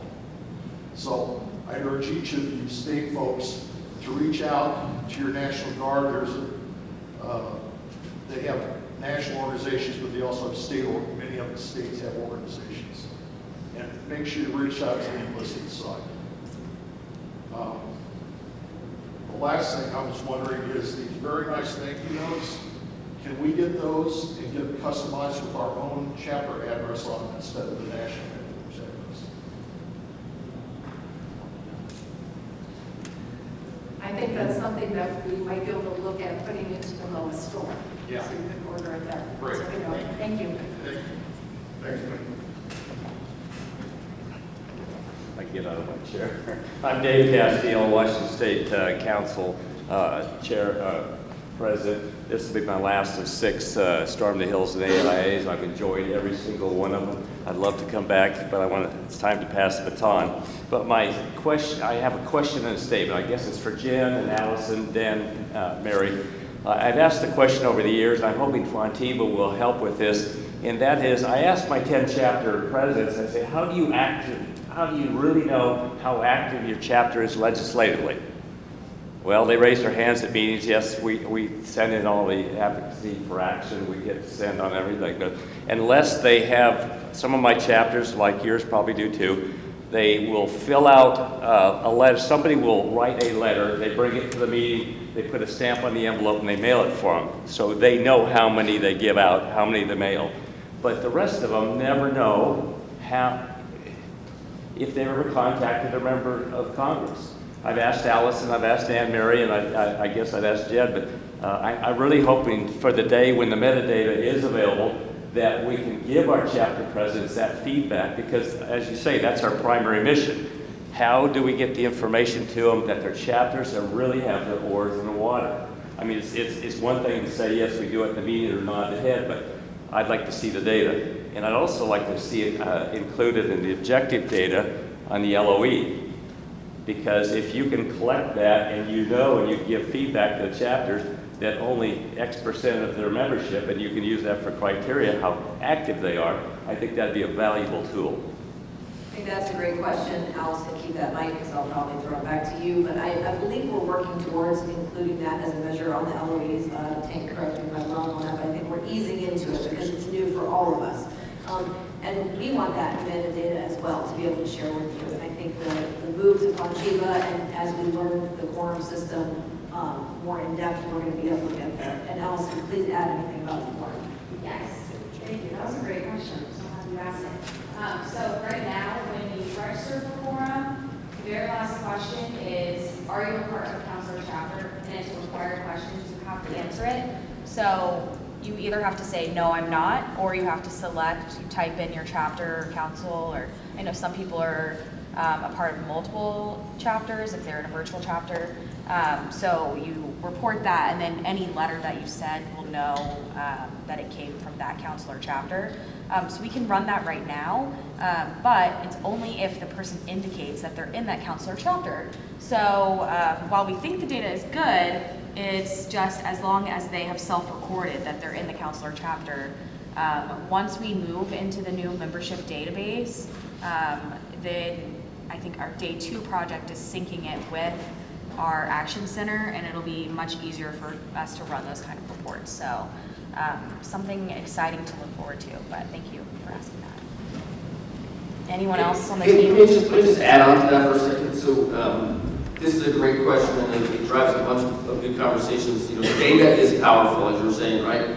And the ability for us to use the data really will multiply our ability to tell you who's most active, where are you most active, you know, what parts of each state are most active. All those things are things that we believe we'll be able to do with you guys. But it also highlights a thing that we need to be able to do as an association, and I'll take this opportunity to talk about this. We have for a long time, and it's been, I think, a really good thing for the association, sent out our cover wraps for the magazine with the postcards on them, right? Everybody cuts out their postcards and sends them in. It's really good. It's easy to do that. Unfortunately, the postcards, we have no way to track. We have no idea where they go. You know, we might occasionally get an anecdotal piece of information from Congressman's office or from a staffer that says, hey, we received two MOA postcards. But we don't really know those things. So I'm telling you that as a result of that and other efforts, as we begin to modernize and try to push ourselves towards having more data, we will probably over time go away from postcards, and we will go towards driving folks, everybody to the Legislative Advocacy Center so that we can help you with the data that's there. Postcards are, I think, are feel good. I saw lots of great pictures on social media of folks putting their postcards in. But after that, other than us seeing that, we don't have a way to track the data, right? It's not as effective for us. So over time, you're going to see us move towards moving away from that and trying to drive ourselves to the Legislative Advocacy Center and our ability to do that. The other thing that you did in that question that's really good, because it's good for me, is the team now owes me some money because we're not allowed to say quorum or we're not allowed to say Fontiva in public because those are internal IT words. What we really need to say is our Legislative Advocacy Center, which is what it is, and our membership database. So thanks for the question. I'll donate to the foundation. Jean Thornton from Dover, Delaware chapter. This is for the lawyer and the communications team. Two issues. The first issue is we don't have insurance for a small chapter and we don't put on events. However, occasionally the Chamber of Commerce or a fellow veterans service organization will do something and we will take an ad out or we will take a golf tournament and there'll be a placard, you know, this whole sponsored by Dover MOA. A lot of times, quite frankly, either Ron Sarge or I just pay for it and say that, so that might not be right. But what I'm wondering is, if we need insurance, if we do something like that, are we liable if something would happen at an event or something that we're sponsoring? So that's one question. And the other is for the comp team, and I'm going to get back to the lawyer on it as well. Last year, there was the year of the service dog.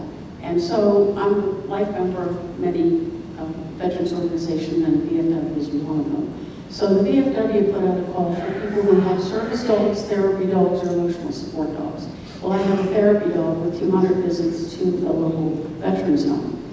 So I, replied with a few photos. Well, they liked the photos, so they ended up sending a hired PR firm. It wasn't done in-house, but they sent someone They really knew what they were doing. They interviewed me, they wrote an article about it. They sent that article to the local newspapers. We ended up getting on 2 different local television channels, me and my dog. So with Vietnam coming up, with our members, all the things wonderful they've done, this might be an idea that we could copy from NOAA, because it was nothing to me to do it. They did all the work. I just was the talking head, so it was perfect. So I recommend you might think about that. And now I'm going to get back to the lawyer, because guess what that campaign was called? Still Serving. So you need to call the VFW people and say, hey, you know that little Still Serving campaign? That's our trademark. So hands off of that. So I'll just mention 2 quick points in response to that. As far as insurance goes, we don't mandate that you have insurance. We strongly recommend insurance, particularly if you are engaged in events. And as some of you probably know, we had a chapter down in Alabama that had a vehicle in a Mardi Gras parade, and the vehicle was placed right behind a high school marching band. The chapter member who was driving the vehicle had a big MOA banner on the side, was driving the vehicle, got confused, and thought he was pressing the brake, and he pressed the gas, and he ran over several members of the high school marching band, destroyed a bunch of instruments, and some of the kids were fairly seriously injured, although no permanent lifetime injuries, no life-threatening injuries, but you had several broken bones, you had burns from the catalytic converter, and a number of other things. That resulted in a whole flood of litigation. MOA National was, of course, we were sued, we were considered to be a deep pocket. The chapter was sued. The chapter had no insurance. Had the chapter not defended that lawsuit, or had the chapter lost in court, the chapter would have gone bankrupt and had to disband. And we would have lost a very good, active chapter simply because they didn't have insurance. So if you're engaged in any type of activities that might present a potential risk to your members of the public, you really need to seriously think about having insurance coverage, even if you have the ways you choose to do it. The other issue is we all need to be responsible members of our communities.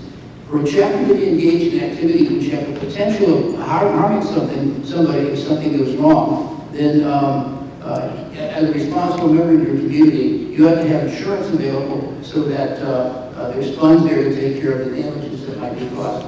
As far as the VFW and the Still Serving is concerned, we do not own Still Serving. We own Never Stop Serving.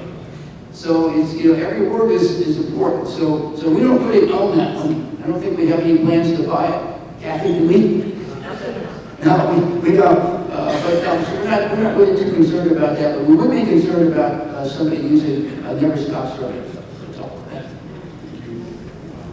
One of our members, and being a Marine, I tend to be a bit on the smart-ass side, and so when I send out missives to our membership, I'll clip a photograph or something like that, turn it into a meme. Well, somebody who was really, really bored works for a company that represents Reuters. Now, the photograph I grabbed is something I have seen hundreds and hundreds of times. We got a really nasty letter demanding $500 for use of this photograph. This company was out of Canada representing Reuters. Fortunately for us, my wife works in advertising, and we were able to grab somebody at Reuters who made this situation go away. So if you have a website, or you're a smart ass like me when you send things out to your members, be really, really careful. We got lucky once, that's not gonna happen again. If you use like DOD photographs, those are in the public domain. So if you're looking to do something, just a cautionary tale for what that's worth. The second thing is, this is my first time for this, and I would make the suggestion for all that, to use the ancient and honored term, FNGs, we need a little bit of education on reaching out to our congressional people. I was very fortunate that a board member who was a friend of mine was able to shepherd me around at Congress yesterday, and not one of my appointments popped up with our representatives. We got in, but I could use a little OJT or pre-meeting training. Something the gentleman from Kansas said, talking about qualified charitable distributions. This is part of what I do for a living. If you are of the age where you're doing IRA distributions, ask your broker to send the check out directly. Here's why. If your RMD is $15,000 a year, you ask Charles Schwab or TD Ameritrade or Vanguard to send the check to MOA directly, you're not having to pay taxes twice. Your RMD is reduced on paper by $5,000. So when your accountant does your thing, they will state to the IRA that part of your RMD was a direct distribution.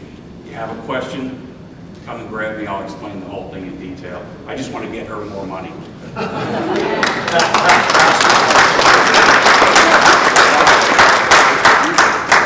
Like the comments, I love the PSAs, and you're so right about being careful about copyright.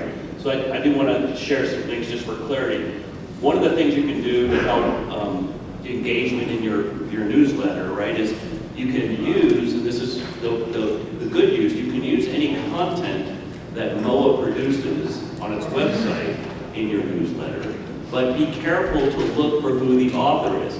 We have partnerships with other providers to help provide information to you through our website, but the authorship may not be MOA.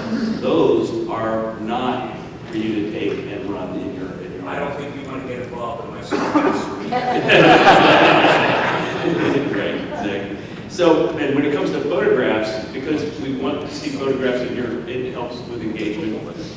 Look for the author of the photograph. Was it produced by MOA or a MOA member? Was it produced by MOA content? You can then, again, use those for your website and for your newsletters. Your websites are particularly a hazardous place. Why? Because they have written programs to crawl the internet looking for people who have violated copyright. That's why, one of the reasons you probably got a nasty letter. That's exactly what happened to us. I had a picture of a tank and joking with our membership, my friend that had since the Marine Corps got rid of tanks. I could call a friend, get a tank on your front lawn, and sign up for our event. And you don't want to feed the crew because they'll eat you out of house and home and drink all your booze. So sign up for our event. That's right. The other common mistake we see that happens is people will produce a PowerPoint slide presentation for their group, and they will take images from anywhere to make their PowerPoint presentation work. Now, in the context of your meeting, that's not a big deal. Nobody's going to come hunt you down for $500. But do not post that presentation on your website because it will get crawled. Thanks, Allison. Go ahead. Allison, after this, if you would come over here, please. Yes. The scan pattern isn't working too well. You're good patient. Thank you. Go ahead. Tim Vaughn from the Genesee Valley chapter in New York. Threw some notes down on a napkin here. I'll auction off later. It might be worth something someday. So on the DoD service seals, it sounded like there might be a little bit of wiggle room. Can you, like, for instance, in your newsletter say Happy Birthday Army, Happy Birthday Air Force, and include the seals in that aspect, but not, just general use? Yeah, if you publish the seal, but you're publishing the seal when you're representing that it stands for the Army, then that's okay. That's okay. If you can't use the seal as representing, or a series of seals, we used to have all the seals across the top of the newsletters. You can't have all of those as representing your chapter. It can't be representative of a different organization. So if the answer is yes, and they submit that newsletter with the LOE, will the judges for the LOE understand that that is a authorized use? I think they will, yeah. Okay. All right. Generally, it's in news coverage where you're identifying, just like you said, Happy Birthday is not, it's almost news coverage, but I think it's an editorial, so that's usually where the usage of the seals is okay. Okay, thanks for clarifying. There was a comment made in the marketing about an event at West Point tailgating, which is great, cool. But if you're going into somebody's market, and I'll say New York, our council president had no idea you were doing that. I think it would be a courtesy of MOA, if you're going into somebody's AOR, that you at least let the council president know what you're doing there, and perhaps he can turn it into, or the council president can turn it into a marketing event for members recruiting.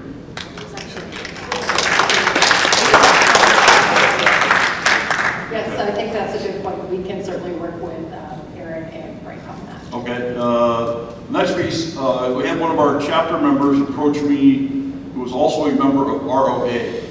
And he said their local chapter is kind of dying on the vine and wanted to see about, hey, can we possibly look at bringing on our members into your local chapter in MOA? And I said, yeah, MOA has a basic membership, it's free, and we can bring you guys on board here. And maybe that's happening across the country with ROA, but is there any discussion to perhaps entice, or you don't want to kick the horse when it's down, but is there any way to make it easier for ROA members to perhaps transition from ROA into MOA, if that's what they'd like to do? Yeah, so this is a great question, and this is an opportunity to talk a little bit about the work we do inside the military coalition and having relationships with other organizations. So as part of our work, as we said, we all go together. It's never one of the associations by themselves, but it gives us an opportunity to constantly have discussions with others like ROA and where are you, what's going on with your membership and where you are. So we always look for opportunities to bring folks into the fold if it makes sense and do that if they're eligible members of MOA. I would just offer one word of experience and caution here. There's sometimes we get questions, and I'll broaden your question out a little bit. We get questions about why don't you go bring these other associations in, or one that comes up quite frequently that I wanted to make sure I touch is, why don't you open up membership to enlist folks to come over? There is perception by all of us, which is warranted, that we're a great association, and we are.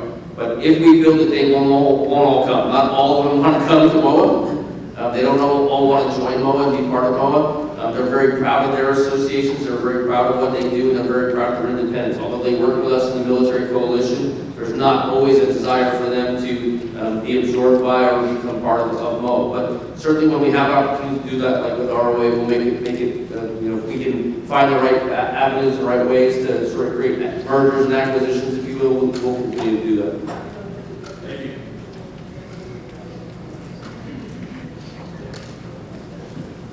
you. Well, I'm Patty Monet, I'm the council president from California, and I was going to bring up the top that the last gentleman did. What we've done in California, there's several chapters that do this, we have joint meetings. So Navy League, they have a part of the meeting, they do the business they need to do, and the MOA, and there's that kind of partnership. And sometimes people do the opposite. Some of them say, we also want to belong to MOA, we say fine. And some folks that served in the Navy said we like to do that. So we keep it separate, so we have separate financing, we have separate, and it's really brought a lot of enthusiasm in doing that and in having another group with you. So we really encourage it in our state. It's helped a lot, but that's how we look at it. And if people want to join the other group, why not? So thank you for bringing that up, sir. What I wanted to ask you is about the virtual groups. Not ask you, I'm in two of them, and I wanted to see how you think that's helped or not helped. I think it's some of my chapters told me, oh, well, that's against the chapters, it will be too dependent. I said, no. The MOA brand, I want it out there. If some people could just join a virtual chapter. In two of them, I'm in nursing and I'm in U.S. Public Health Service because I served there first before I went Army. So I see it as an asset. When I get on, I look for the California people. And, sometimes I do the chat and say, would you be willing to call me or talk to me about where you are and what's going on? So it's been a real asset. I see it as an incredible asset. And I'm really proud that MOA did this because this is where we need to go with our younger folks and people that are just too busy. And for me to have comments from nurses across the United States, you know, it gives me a broader picture of that. The other thing is I wanted to highlight our programs for JRTC and ROTC. And our chapters are really engaged in that. California, and we're losing some members and stuff, but what we do is invite their instructors of these programs to be MOA members. And that's, helped out a bit. And the lead instructor is always an officer. So it's kind of a no-brainer on that. And also, we see this as, these are our young folks in these programs. And so, we give scholarships and we have MOA all over it, we get the medals. And we figure, they may not do something right away, but they may remember, oh, we got a scholarship in this group. All the students are very proud when they get it. They're just beaming, So I wanted to highlight that. Also, I'm also chapter president of Contra Costa County, which is Northern California. And we have a vet hall in Danville. It's built in 1925, and 6 VSOs joined in that hall. And so that's been a real, opener for many kinds of varieties and looking at things and having events together. And we do this with the idea of also keeping the vet hall open, because it costs money. So I'm on the trustee board, so I'm always represented on this board. And I think we're one of the few veterans halls that has this kind of a thing going on. Also, we have a swearing-in ceremony. We know the folks that are going into the military. And so we invite for several counties around us to come to this in Danville in the park. And recruiters come, parents come, and a lot of other VSOs come. So this is some of the way we've been trying to work in the community. So anyway, thank you. I didn't actually answer about the virtual group. Well, I think Jim's going to... Sorry, Jim. Thanks, Patty. Thank you, Patty. I wanted to make just a couple of comments to your points and also for the group. We have 6 virtual chapters. Some of you may be very familiar with this program. For others, this might be news. The first virtual chapter is our military nurses, current and former military nurses, about 500 members. The second virtual chapter are surviving spouses. I think they're getting close to 300 members. We have a virtual chapter focused on public health service officers. Many times they're serving in remote locations, and so they're looking for an opportunity to connect with people via technology. The fourth virtual chapter are chaplains, military chaplains, as well as people serving as chaplains in their local MOA chapter. The fifth virtual chapter are focused on military lawyers, judge advocates, and the sixth virtual chapter, which was just recently started, is focused on spouse and military family issues.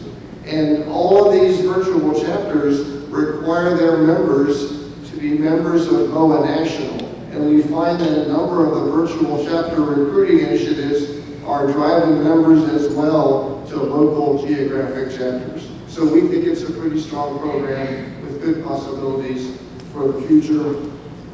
I also want to mention ROTC and junior ROTC work. You may not know this, but so many of our chapters are involved in support for ROTC cadets and midshipmen and junior ROTC cadets. And if you add up all these programs nationwide, it's very close to $500,000 a year that our association provides support to mentor and nurture the next generation of military officers. And this really goes a long way to increasing the propensity to serve, which is a huge factor that military recruiters are dealing with every day. Betty, thank you for the comments.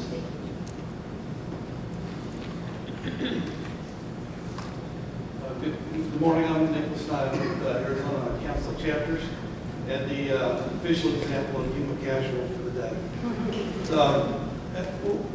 What I wanted to bring up today, it's more of a perception thing necessarily than a hardcore problem. and it deals with former officers. I've spoken with many.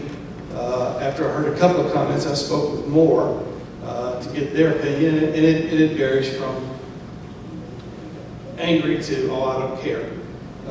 But how much content and services that we have that appear more inclusive is, I guess the issue. One of the comments was, and this will tell you how long the individual had been a part. When we changed from TROA to MOA, it was a change in name only. And the other one was, well, you know, it's always going to be TROA. I've come to grips with that, and you know, it is what it is. So, in any way that we can, maybe it's possible just making those things more overt. You know, something that says, hey, you know, you're a part of this too, might be part of the answer. I'll tell you have a perception problem on the part of some. I can't say many. I haven't done a study.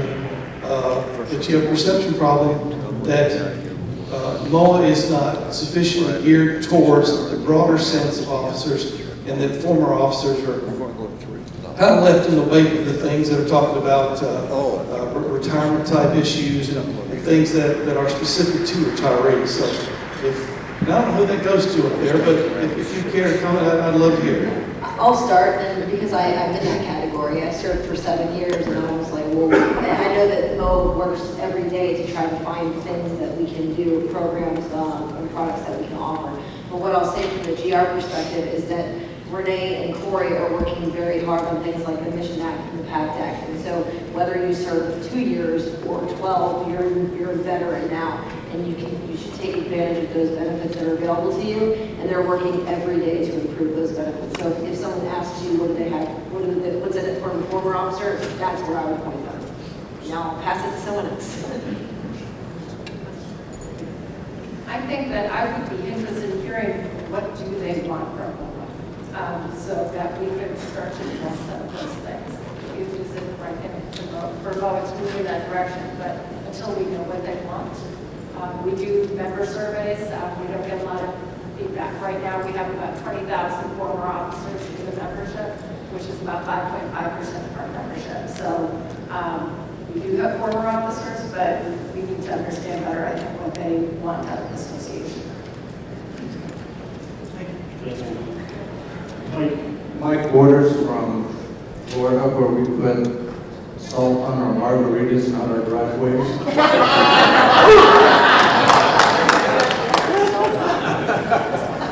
So my comment goes to first to Alan, because he's the guilty party, about the magazine and the October edition, which we appreciate very much, with the focus on chapters and councils. We hear over and over that chapters and councils are our bread and butter. We understand that our main battery in MOA is legislative advocacy, and obviously all of us here are all in on that. And this event is emblematic of the importance, primary importance of legislative advocacy. We need the grassroots end of that legislative advocacy, affected by chapters and councils. And our state council, Bob Inmanu, wherever he is in here, at my table, is a fantastic legislative advocacy guy on our state council. But we need more emphasis in the magazine, not a big emphasis just once a year, a drop-out card and a member spotlight.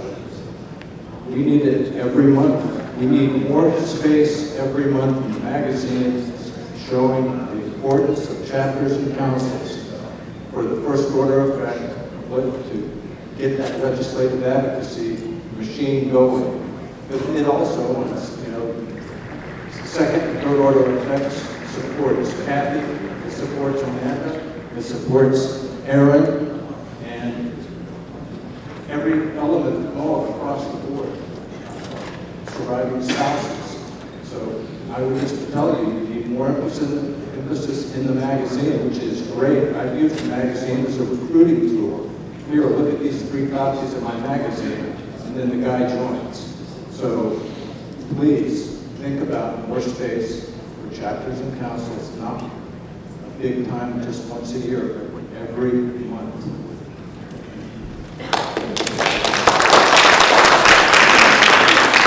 Thank you for your comments. In the redesign of the magazine about 4 or 5 years ago, there were some changes made to integrate chapters in different ways that are not always, apparent. I get it, more is more, more focus, more room, more space. We have gone from having members very rarely on the cover of the magazine to having them on the magazine several times a year. And we did add the member spotlights feature, which we knew would highlight the work of chapters. We write about the chapter grants on a regular basis throughout the year, and we do have a regular place inside the magazine to include chapters. I'll take your comments to say what other ways can we add emphasis. But in my time here, I believe we've continually every year tried to find a new way to add more emphasis on chapters, and we'll continue to look for additional ways. I would say the magazine is one measure. We're preaching to the choir in the magazine, but our digital emphasis has gone to providing some of this stuff weekly and highlighting the work of what the chapters do more in our digital channels. And we are providing training too, as well as the chapter leadership workshops, which we did not do prior, to help people advance their digital footprint. So in addition to content, I'd like your ideas on how can communications assist you in getting the word out about that. We have offered the opportunity to edit and create press releases for you, but very few of you take us up on that opportunity to send to your local media, or just to coach you on how to get your local media in there. I would like to be a conduit and help you get appearances in your local media, and I look forward to figuring out how we can best support that. But as for the magazine, we'll continue to look for ways to highlight the chapters. Hey, let me just add on to that a little bit, Mike. It's a great question. Just for the record, I put my salt in my steak in addition to my driveway as well, so that's good. Hey, I think we are a data-focused organization.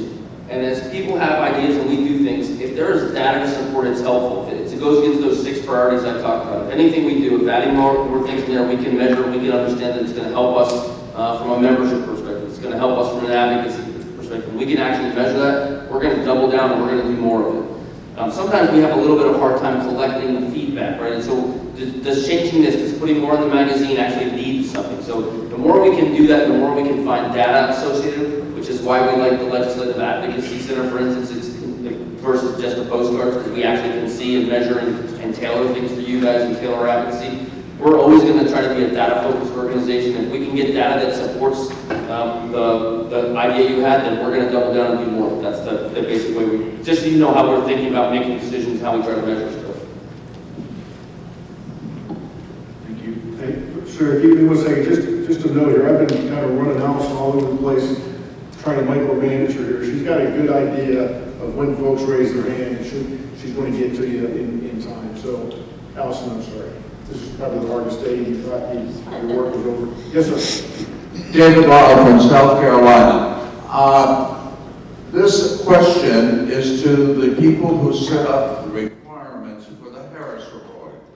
Our council and chapters are frustrated with some of the requirements that are given at the end of the year because these people are not professional editors, they're not professional webmasters. So I would think it would be very good at the beginning of the year that a list of what is expected on these emails and newsletters and websites be sent to the council president so that they can make sure they accomplish what you want when you evaluate it at the end of the year.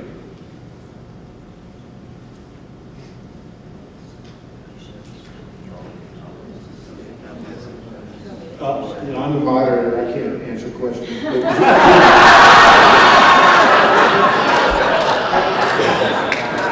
That was pretty smooth.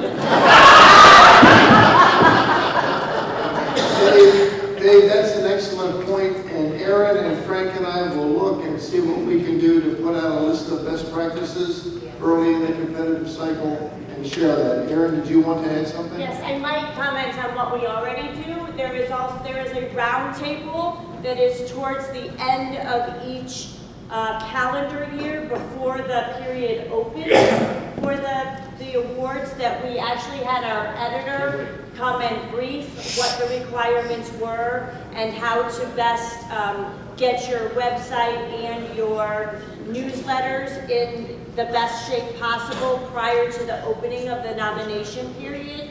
And I would say for everybody who applied this year or even a previous year, our judges are very, very good at providing specific feedback. And so if you would like, we put this out to some of the chapters, but if any chapter or council would like a one-on-one with Tanqueray, we can certainly go through the feedback that the judges gave from last year. If you get that now in April, by the end of the year, we can give you time to make some improvements. Can I follow up on that? I didn't even know that you supplied it. We asked the question, and I got the DIA salute. Okay, so for a debrief? Yeah, we didn't get it. I'm the council past president, but the webmaster, none of our people have ever gotten this. So if you're putting it out there, why don't we know about it? We can talk about we'll talk this afternoon about the different ways that we communicate with our councils and our chapters and make sure that everybody is looped in with our newsletters and our all presidents emails and our roundtables. And certainly if anyone, including you, have ideas on how we can better communicate to our councils and chapters, we're all ears. I'll be happy to discuss it with you offline. Sounds great. Thank you. Hi, I'm John Cole. I'm from the West North Carolina chapter, nestled in the heart of a beautiful Smoky Mountains. And y'all are busy. I'm the webmaster for the chapter, and when General Lynch brought up the issue of the logos, it took me way back, because it was like almost 2 years ago, I think, that we became aware of this. Because we were one of those chapters that had the full range of the official seals on our website before we did that. However, at the time, I became aware, I was communicating with some of the services about the use of logos. And a couple of them, I think all of the services have an unofficial logo as well. Like, for example, the Army one is the little square box with the Army star that says Go Army under it. So I think all the services have an unofficial logo like that. And they may be aware at that time that we could make a request for use of the unofficial logo. And I sent a letter up to someone in MOA headquarters saying, hey, it would be appropriate for MOA to make that request on behalf of the chapter rather than each chapter reaching out to the service and say, hey, can I use the unofficial Go Army logo? So I think that would be useful for all the chapters. We had, several mentions were made about trying to use one of the official seals and if it legally used in this circumstance or not that circumstance. If we had access to the unofficial logos of the services that we could use for things like that, it might, reduce some of the confusion. The other thing I want to mention is that on the charitable contributions that you mentioned, as of 1 January, RMD's required minimum distributions are made under 73, now not 70.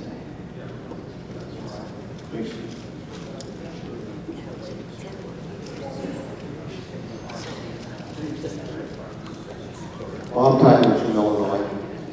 My question goes to the opt-in and opt-out thing. General Kelly, I saw the letter that you signed for Florida, and one of my snowbirds sent it to me. That's how I found out about it. When we did some reorganization last year in the state of Illinois, we tried to do email blasts sent from headquarters out to the whole state to tell everybody where, their new chapter would be and how to get in touch with them. But because of the opt-in, out-opt, or opt-out, whatever, okay, I'm a Marine. I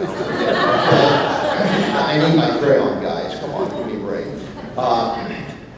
But because of that, the blast emails only reached 1/6 of the residents who are MOA members in the state of Illinois. And if I'm trying to do membership, I'm trying to do recruiting, and I can't communicate with them, I'm out of luck. So how can we finally break that opt-in, opt-out problem that we've got?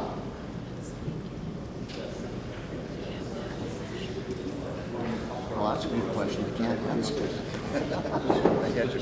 Yes. So this is a great question, and it's a big topic, and it's one we've been sitting around talking about is how do we, make sure that our brand, our engagements, our communications get to the widest possible audience. Certainly we've given, as you heard before, we've given MOA members the options which they have asked for to tailor what they get, what they don't get, where they go. So we're definitely working our way through what's the line between honoring somebody's request in terms of what information they get and where we go, their privacy, their requests that they've made to us, and being able to communicate on a broader basis. I don't know that we have a great answer to it yet. I just tell you that it's a topic that we've had several times in deeper discussions with. We know we have to work our way through that. It comes up, for instance, even I was this morning with surviving spouses. There are folks who tell us that they don't want to be contacted. And so how do you work that line if they're a recently becoming surviving spouse? We would love to put them in contact with our surviving spouse team, but they've requested not to be contacted. Right? So we're working through those things. I don't have a great answer for you. I'll let Kathy see if she, because we talk about this a lot on the membership side, but I can just tell you that it's something we agree with you that we have to figure out a little bit more, find what's the right line between respecting somebody's desire for privacy versus us being able to communicate on a broader basis.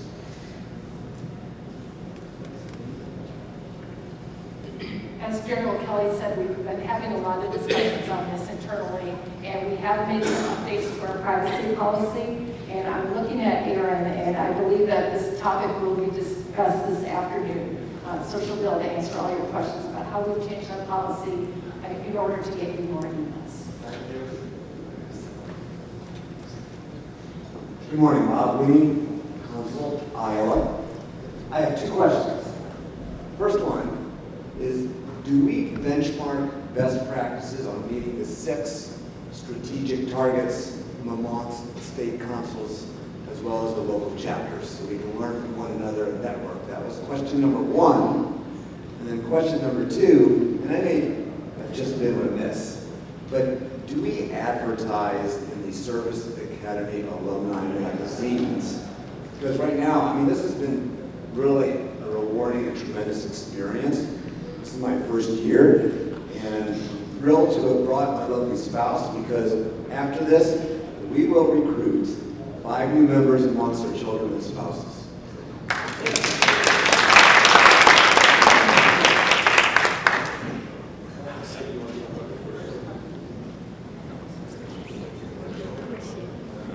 Okay, I'll address the advertising first. We are not necessarily in the Academy Alumni publications. However, as I mentioned earlier, we are looking at developing relationships with these associations. So that may bring more advertising, but we're certainly getting into those communities. As a whole, we have moved more to digital advertising because that gives us a lot more data to react to and how it's working than a static ad in a publication. But I think you'll see more and more work be done with these Academy alumni associations. To the first part of your question, we do share a lot of best practices around the council and chapter system, and Aaron will talk about those in more detail this afternoon. We have a number of different panels, including seminars like this, as well as monthly roundtables and other venues, and we'll go through those in some detail after lunch. Thank you for the question.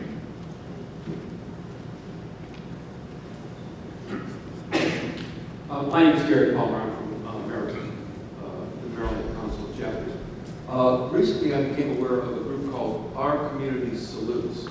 So I rise to ask if anybody's familiar with that, so we can do due diligence as to whether we should participate with them. My understanding is this: they're a community-based organization, although nationwide, that will hold enlistment ceremonies similar to what was mentioned in California, where they'll bring in some very big names in the local area. They recently held one in Annapolis, there's going to be one in Baltimore.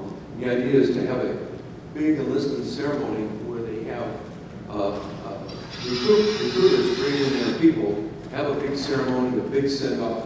It's kind of influencing the influencers to try to bring them out of the closet and support people for the all-volunteer army, which of course was our goal here.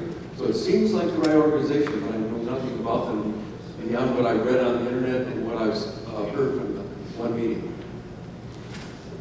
Thank you for the question. Our Community Salutes is an organization that we're very familiar with. General Kelly's predecessor had at least one meeting with the individual from New Jersey who runs our Community Salutes, and we have shared information about that program with councils and chapters who have asked the question. We can certainly share it more broadly.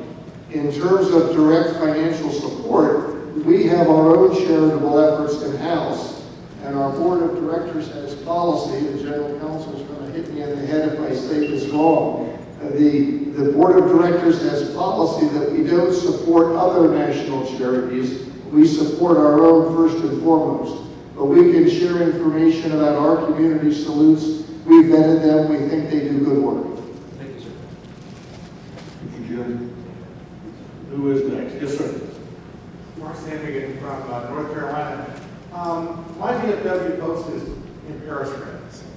And I was just wondering, is MOA have any plans to maybe put together a virtual chapter for many of our officers who are expats?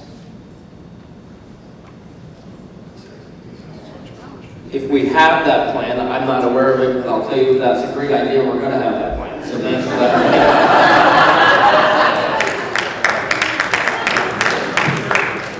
We had those discussions. I know I'm not supposed to talk about it. We had those discussions, and they're going to be ongoing. I haven't gotten into specifics yet, but it's been. We need champions. If you would like to be the champion for that effort, we would applaud you. Okay, I got it.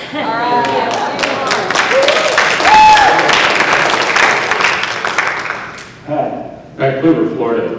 So the first is for the good of the order. We had one chapter who used an old MOA logo in their communications, and they were disqualified from getting an award. So just a word to the wise, make sure you look at what your chapters are putting out, and make sure they're using the new MOA logo with the R. After that, communications. Are you getting council and chapter newsletters so you can mine those for content? And then for surviving spouse, I live in a retirement community. My surviving spouses are great members, but the people who really need to understand how to prepare and what's necessary are the spouses. We got to find a way to get them that information. So please help. Okay, first question, Blair mines the newsletters that are sent her way, which are beyond the dozens that she has to go through in a given time frame, and does her best to get what she can out of there. And she also files from those newsletters she reads things that we will follow up on, in addition to getting suggestions from you for who might be that chapter change maker on the cover in January. She would take those and set them aside and go, oh, when we do a feature on, you mentioned service dog, well, we might follow up with that particular person because we noticed it in the newsletter. So those things are ongoing, and we constantly, lack of a better word, we stir the idea, we try to make sure the best stuff rises to the top. Is there a standard mechanism to get those newsletters? A lot of people send them to Blair directly, blaird@moa.org, but we'll reiterate the best way for you to get your newsletters to us through info or PR@moa.org. Thank you. So many of those go to the chapters, which we're not mistaken, the chapters email. I'm Don Hall, president of Western North Carolina chapter, and one of the things that I've learned over this is my fourth year of a 2-year tour, and we managed to work our way through COVID and so forth. But one of the things that I've learned over the last 4 years, because of COVID and the impact it's had on our dependency, or we've learned a new dependency on digital and so forth. You know, we're a lot more oriented now than we were before. And one of the things that's highlighted for my 50-year-old plus chapter is so many of our seniors are just, they're intimidated like crazy with any kind of going onto the MOA website.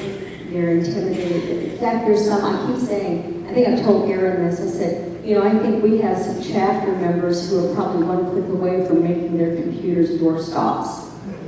And, you know, trying to keep them involved, one of the messages I keep trying to send out is, look, you know, please don't be intimidated by that. If you have a problem, you want to reach out, you're not comfortable, let me know, and I'll broker that for you, which is what I do with, you know, anybody has any kind of a contact information change or anything like that. So the point I want to make is that whatever we do digitally, or we're trying to make something more digital, less United States Postal Service, you know, snail mail, is we want to keep those folks in mind. We're going to lose them. We're losing them anyway. A lot of them are aging out. We have a lot of folks who are becoming caregivers, or they have been caregivers, and I'll say, please keep your membership if you like getting the newsletter.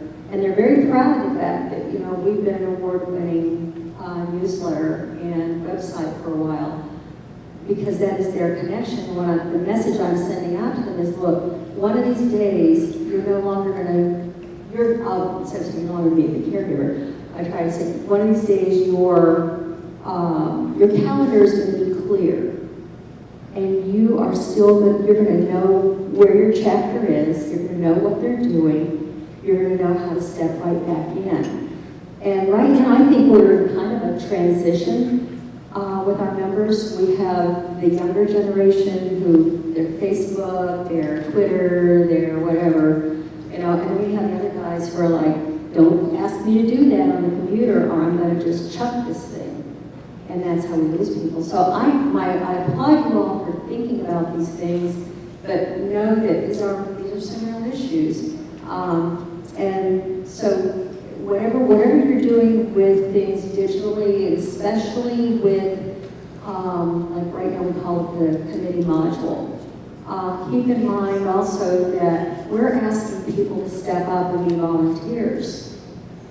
And if there's too many nuances to a system that it's just taking too much time for them to try to figure out, or, oh, this is a great new product, but it's not covering these nuances to make the job easier. It's getting harder and harder for us to recruit leaders for our own chapters. I just thought I'd submit that for your consideration.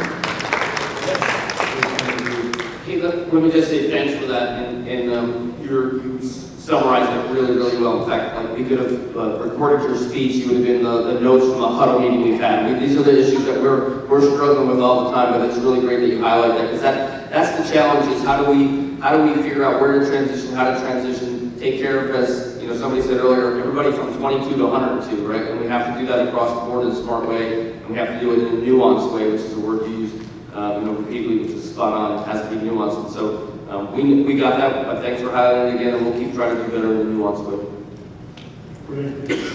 So, are we able to basically host one of the virtual meetings with our surviving spouse virtual chapter?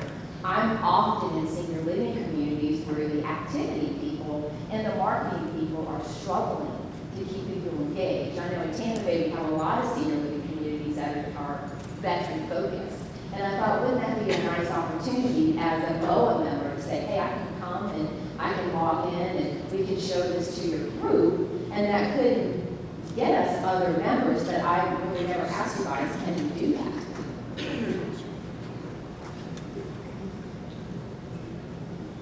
Renee, thanks for that comment. That's something we need to put on the list. I think we can easily do that if one of the virtual chapters was agreeable to opening their meeting to a cohort of people at a community like you mentioned. I think we can certainly try to facilitate that. Thanks for a good suggestion. Okay, we're going to start to wrap up here. Is there any, I think you maybe take a final question if someone's got one.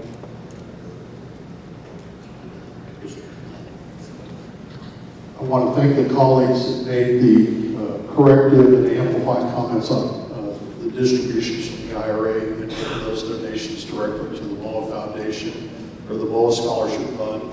Or there's a third one. Anyway, you need the fund number. There's an EIN for each one of those. You need it directly there. Don't take the money and then send it. That's double taxation.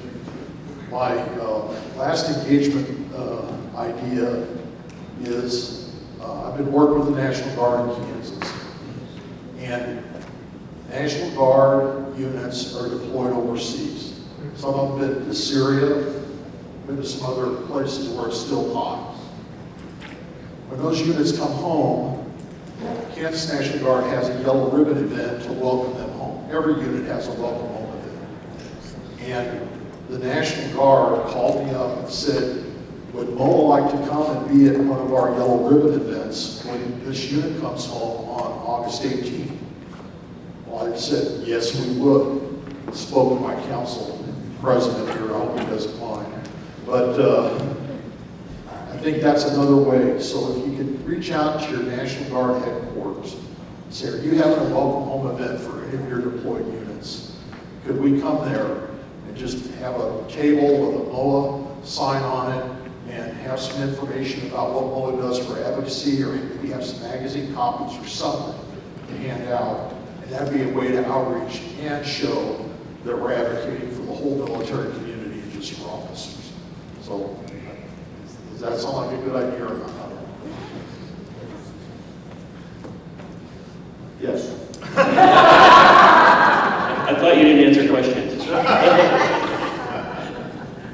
Okay. So General North is going to come up, just give us some quick closing remarks, and then I'm going to come back up and close us all out here and get us off to lunch. So, General North. Well, thanks. I asked Hank to let me say a couple of remarks at the end. And I'm amazed at, never stop serving. I'm also amazed at never stop learning. And I'm also amazed at always, always listen. And so I've got a little digital pad here because if I write stuff on paper pad, I normally lose it. And I filled up about 18 pages of comments listening to each of the members here on the panel, and then your comments today. And I came up with a couple things. First of all, it really feels good to hear your remarks and your comments and your suggestions. I've also made a couple notes by name of people who are going to submit to be board members because of their expertise, and I'll tag you later. I'm reminded that MOA, like each of us and our families, are always a work in progress. And to be a work in progress, to move forward, one of the things I always like to talk about is you get no traction without friction. And friction is really good because when you rub like two sticks together, you get a little heat. And heat's good. Particularly for those folks from Florida that are up here, they need a little bit of heat because it's a little bit colder up here.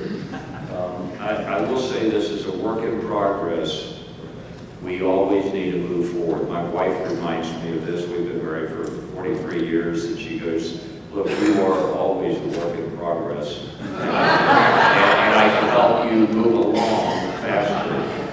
I will say one thing, the discussion of surviving spouses and how we prepare, just like in the military before we went off on a deployment, you sat down and had a serious discussion. For many of us, these are discussions you want to put off because you're not prepared for the eventual thing that we know will always happen to all of us. We're just not prepared to do it early.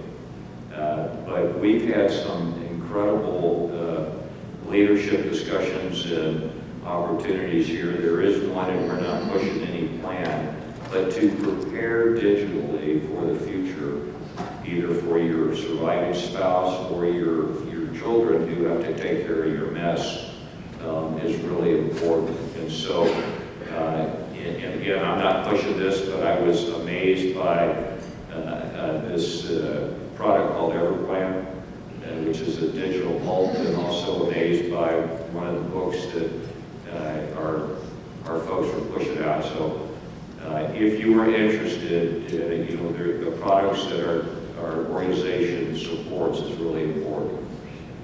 You know, personally, for 30 of the 36 years I was in uniform, we had a little red binder that said, you know, if I don't come home, open the binder and hopefully it'll tell you what to do.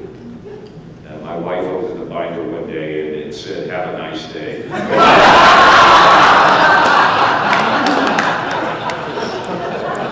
So I live in Alito, Texas, and we're getting ready to go to lunch, I think, and so a couple of historical facts.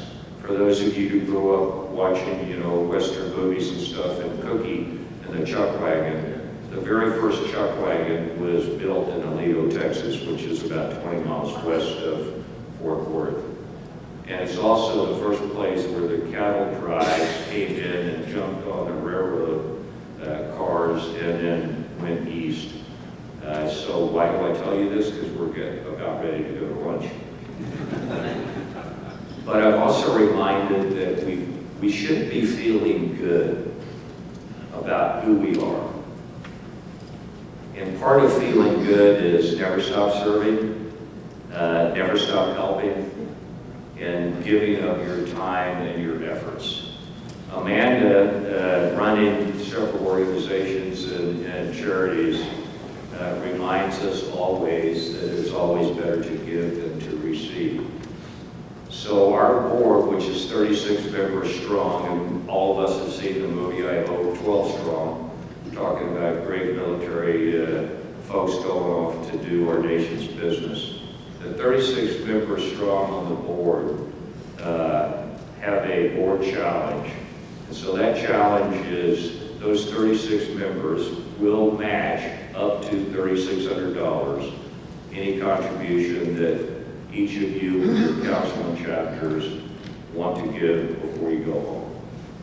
So that's not a lot of change. I know you've got some change rattled around in your pocket, but it will really help the Crisis Relief Fund, which gives immediate response, near immediate response to people in need.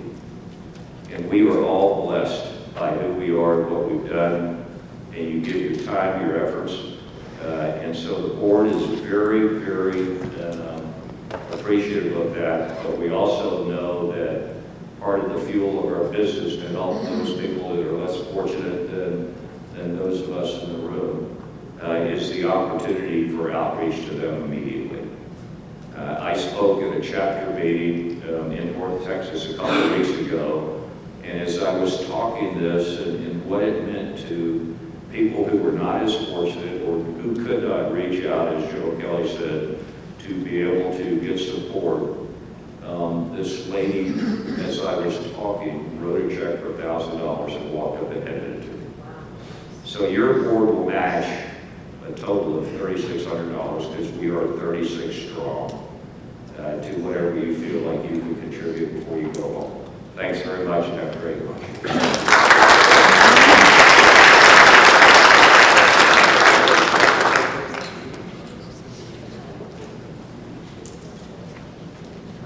Thanks, George. Okay, so we're going to wrap up here. I do want to again thank the panel. I thought that was an absolutely excellent panel discussion, and thank you all. All the questions and the comments were fantastic. If we didn't get to a question, please drop me or Aaron a line. Or you can write down a piece of paper and we'll get back to you with the answer that we can give somebody. So thanks again. Next thing here now is we're going to go out to the Chuck Wagon, which I think is probably ready to go. Get your food, you come back in here. We've got some things that we have to do to rearrange. Don't mind pardon our dust while we work real quick, and you get your food, and then we'll continue on with our program. That actually go out.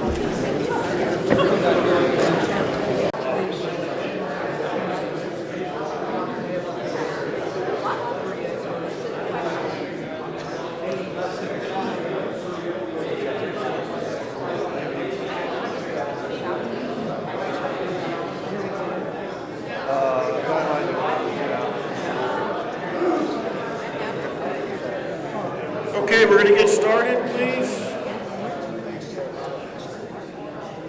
Okay, so I'm going to start. We have a brief, it's going to kind of guide our next hour and a half or so together. And then we'll get to a point where I think we'll just have council presidents for a little bit. So we'll get through this as fast as we can, but we've got some important information that we want to share. And I'll start the brief. I've got the easy part of the brief, and Aaron's going to come up and give you some important updates, and I'll take copious notes as we go through that. So welcome to the seminar. I am clicking my own slides here. So this is our agenda. Well, this is the whole day's agenda. So we are now at the plenary session, and then at 2:30 or thereabout, we'll go to council presidents only. That's the agenda. We're going to do a quick staff introduction. I want to share some dates with you. I think you know most of them, but I'd like to show you just a couple slides, and then Aaron will come up and talk about the program updates, the information sharing initiative that we've been working very hard on. That we've got some good stuff to share with you. And then we want to talk a little bit about council effectiveness and involvement, and then chapter effectiveness. So that'll be part of that council president portion of the agenda. So this is our team. I think everybody, well, you know, certainly the first two folks there. I think everybody knows Victoria. Victoria's not with us this week, but always sends her regards. And then our two specialists, Faria Hossein, and I don't think they're here. Oh, there you are. So Faria works two very important programs primarily. It's a visit program and the awards program, but she also does like anything else we need, like, you know, getting an Uber drop for us when we forget our stuff in the building. So kind of a jack of all trades, does wonderful things. And then Joey Elliott, who isn't here, he must be out. Look at that, there he is.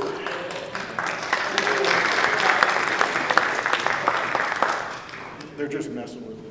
So Joey does technology and other programmatic stuff. If you need the website updated, if the chapter locators, things like that. Email blast, that's Joey, and a lot of other things. So two great specialists. We really are blessed to have both of them on board. So I'll apologize here. There's some key dates that aren't key anymore. The top one, though, the AMBA ad program. We kept Mercer in there. It used to be Mercer, as you know. It's now AMBA. They still support a program where they will give you $100 to advertise in your newsletter or website for them. And that program has continued on now with AMBA. Just want to make sure you got the date there. That's May 31st is when that'll close out for the year. So if you want to do it, you got till May 31st. We already did the quarterly meeting. Harris.com, if you're wondering, the communication award deadline was February 1st. I should have taken that out. Advocacy in Action, we're here. Council President Seminar, we're here. This is an important one. Levels of, I'm so sorry, what did I just do? The Levels of Excellence applications, they're due in just a few days. So I think you all know that. We've got a good number of packages in now, and I'm sure there's some more that are going to be completed and on their way, but that's the deadline, fast approaching. Both the Strobridge Legislative Chair Liaison Award and the Surviving Spouse Liaison Excellence Award, those nominations are due June 1, and the portals are open for both of those to go in through the mo.org, through the council and chapter page. You can easily navigate to those portals and get nominations in. I know we've said this before, but we really would love to see some more nominations in both those categories. There's so many great folks in your chapters and your councils doing this hard work in both those categories, and we'd love to be able to recognize them. Being nominated is recognition in itself, so we'd love for you to help us with that. July 1st is input due for the October Military Officer Magazine. And then our next quarterly ICP meeting will be in August at a date to be determined very soon. This is our leader training workshop schedule.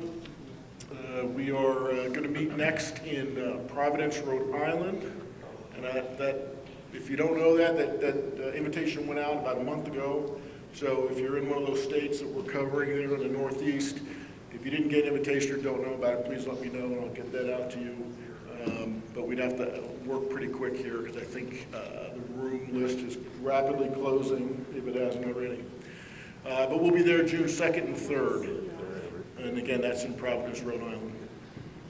We are going to then next go to the North Central region, and that is going to happen either in Minnesota or Wisconsin. We don't have the exact venue yet. It'll be one of those two states, and the date's solid there on September 15 and 16. And then we'll be out west in November, and I believe we're looking at either Phoenix or Albuquerque, if I'm right, Aaron. Sorry? I wanted to go to Yuma, and Aaron said no. So, yeah, no Yuma. Okay, any questions on those workshops?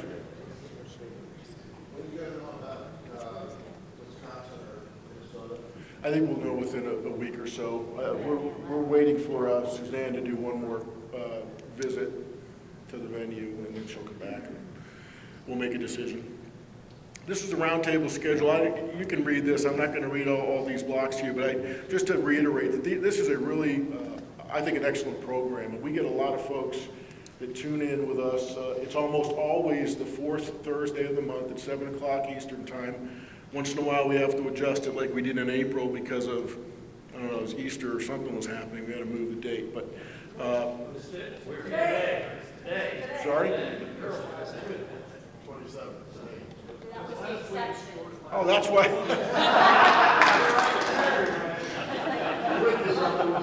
I knew there was something. Okay. Wow. It's been a long morning. Okay. We don't know what we're doing in June yet. We're keeping a placeholder there because we're hopeful that we can bring some committee module stuff once we get this AMS cutover done, and we can use that date for some of that training. But if we're not ready, we'll put something else there. So again, really great programs. We get 50, 60, 70 folks that tune in with us on Teams.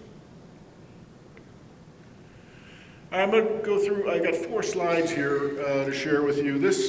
We started with documenting metrics about 1.5 years or 2 years ago.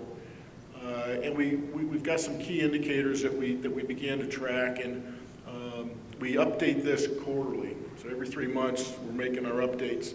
There's a few things that are common to all these slides. One is we use 3-year averages. So we look back 3 years. That's why you'll see 4 years on all these 4 slides.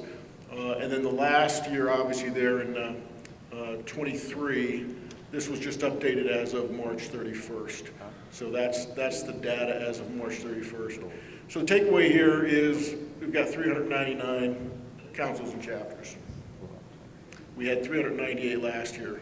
The VCO 6, which came into being in January, makes up that one chapter.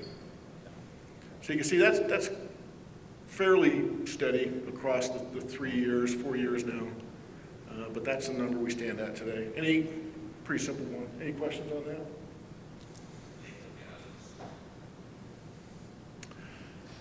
So this is the number of chapter members. This one, I think we all kind of know this without seeing it, but a picture paints 1,000 words, as they say. So you can see here that we've had a fairly steady decline over the years, almost 1,000 lost, and then we're about 1,000 down here.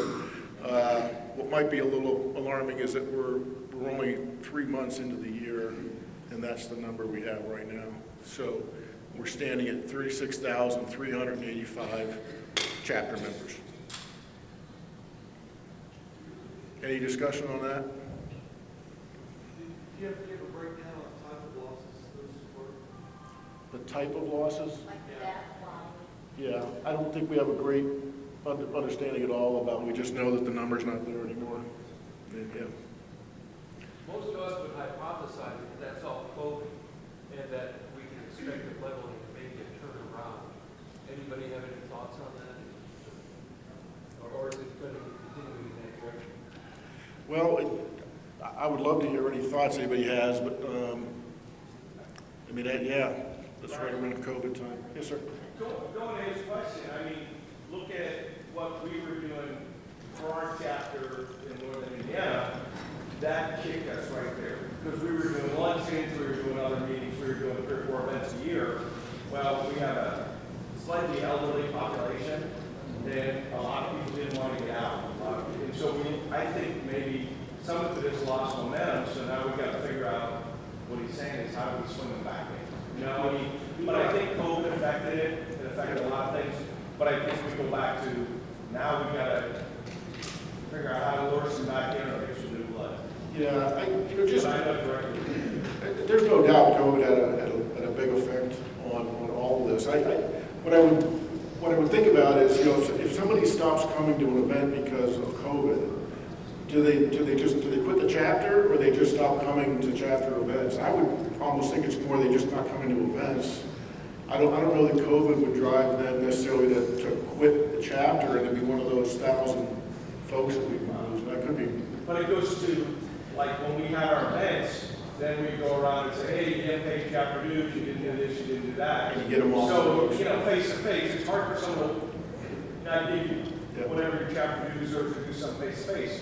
Losing the face to face to me is, how do we get members? I mean, while we were going out yesterday, you look at certain people and you're face to face with them about membership, whereas, you know, sending somebody an email or leaving a voice, you know, they can just delete you. But, you know, I think we get back to face to face. Yeah, but we would love any thoughts on this. I mean, this is, you know, understanding this would go a long way to help us figure out how we get that better. So if anybody has any thoughts to share, you can do it now. We can just talk about it later. Yes, ma'am. Has anyone like reached out to the members or left the page? Like you see the fall off? Does the chapter reach out to them? I am sure that happens. I don't know to what degree it happens. We'd have to look around the room and ask that question. The question was, when you lose a member for whatever reason, obviously we lose members because they pass on, but otherwise, do you reach out as chapter leaders and say, hey, you know, why haven't you paid your dues, or we're getting you off the books unless you pay your dues? If that kind of conversation happens, I don't know. I'm sure it does to some degree. Yeah. Yes, sir. Okay. I was just going to say, 2 months ago, I finished chapter of Albuquerque, and I would say just about all of our losses are truly losses. We celebrate every May a remembrance for the members we lost the previous year, and we've been averaging 12 to 20 now. Okay, and it's hard. Yeah, we're working on a slide. I don't think we're going to show it to you here today, but there's a kind of a next edition to this, which actually I think is a better metric that tries to be more predictive of the losses over the years. It takes into account actuarial tables that tell us what we can expect to lose from year to year, and then what we have to do to try to keep the membership. So you have to make up that gap, and then you've got to get some more members to be able to grow. So that's something Aaron's working really hard on.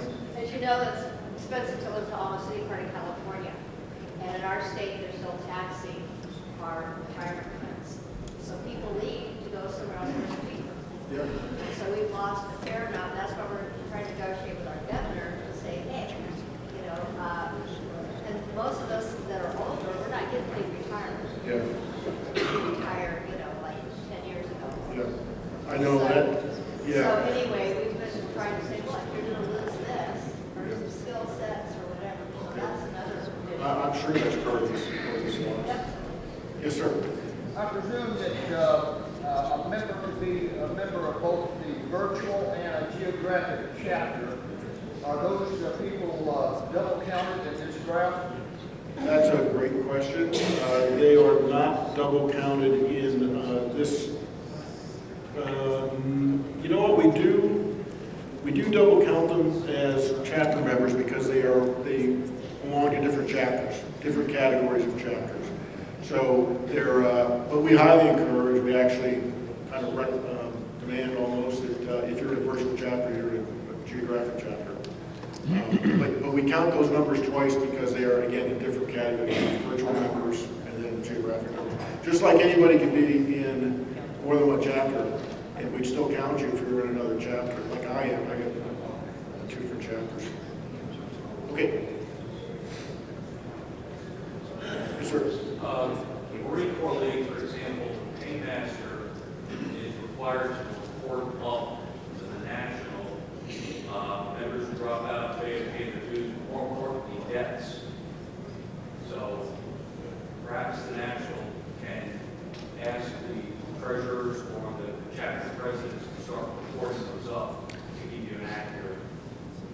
Yeah, we're a bit of a different organization in that all our chapters are independent, our councils are independent organizations that collect their own dues.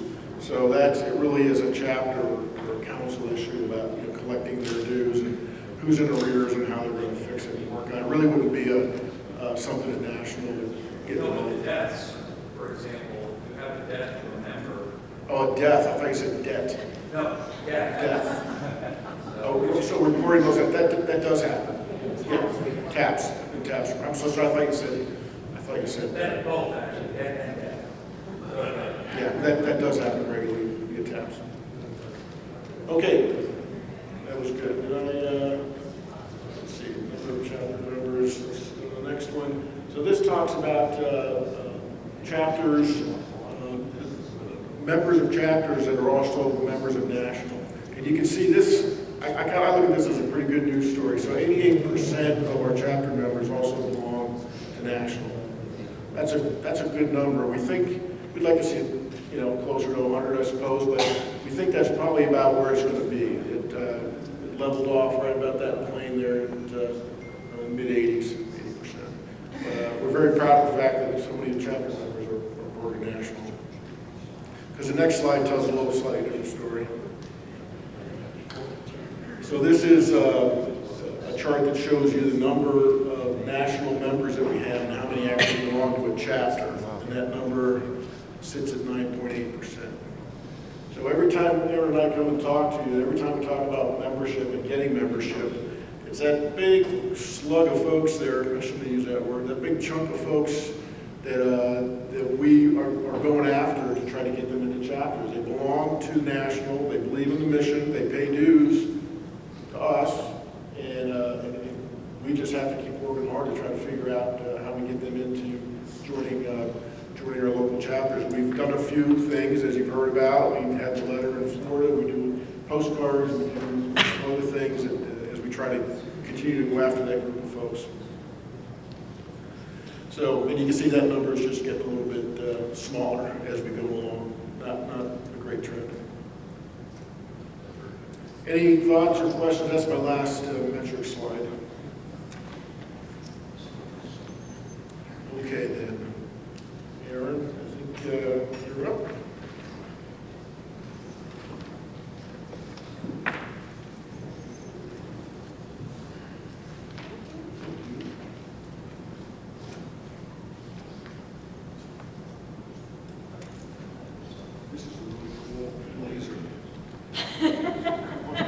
That's for the pilots.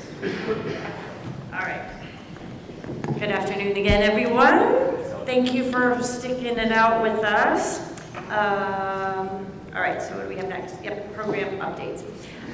So I think we've probably beat down the communications awards. Any questions or concerns that we can address about communications awards that we haven't already talked about? We expect that the criteria will remain the same for this year. Next year's comms awards will be pretty much the same as they were this year. We'll get that posted, but you can expect if you're looking at the criteria from this year and you're preparing your newsletters and your websites accordingly, you will be in very good shape. And just to repeat, anyone who wants a debrief on their comms awards, just send us an email. That's the easiest way. Our list is kind of growing. And then Tank and I are going to parse those out so that we can get personalized phone debriefs for anybody who wants them. Bob? Would it be helpful for you to explain how a chapter like Southwest, who's had a history of 5-star award, ended up with 4-star award? Yeah, Yeah, I can try to do that. Those are the people, by the way, those who, the question was about those who had a 5-star award last year or maybe for numerous years, and this year we're at a 4-star. In general, there are specifics, and that's why we offered people those personalized debriefs, but the general explanation is this. Every year, you submit a different product, particularly in the newsletter. So your newsletter from April of 2021 is going to be different from your newsletter of November of 2022. So the judges are looking at something not completely different, but a different product. And every year, we have 2 judges assigned to each package. One judge is sort of our baseline. One judge, Blair, looks at every single package. So she's our consistency. And then the other judge all of the judges come from our communications department. So they are professional journalists and media specialists. And that judge is assigned randomly. So each year, your second judge is going to be a different person. And if you think about the criteria for communications awards, things like the website is visually appealing, score it from 0 to 10. One person may think something is a 9, and the other person may think it's a 5. So what we have done in the past, and we did again this year, is we look at Blair, and we say, is this judge just way off the reservation, like way too tough? And if that is a chapter that has been knocked down from a 5 to a 4, where there's a big variance between Blair and the other judge, we'll usually give that chapter a benefit of the doubt and bump them back up to 5. We also look at our dividing line, which is about 80%. Anybody who's at 80% of the max score and above gets a 5. Those who are between 60 and 80 get a 4. If there are a few that are just below that line, and again, if they received 5s in the past, we'll bump them up.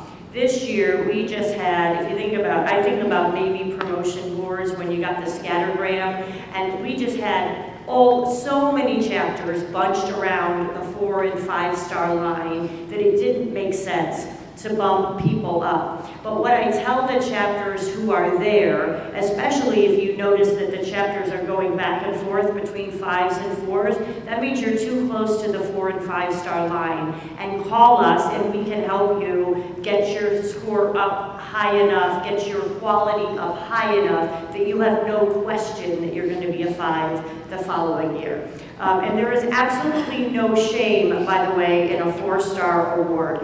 This year we didn't have any, other than the 15 chapters that were disqualified for either the service seals or the trademark.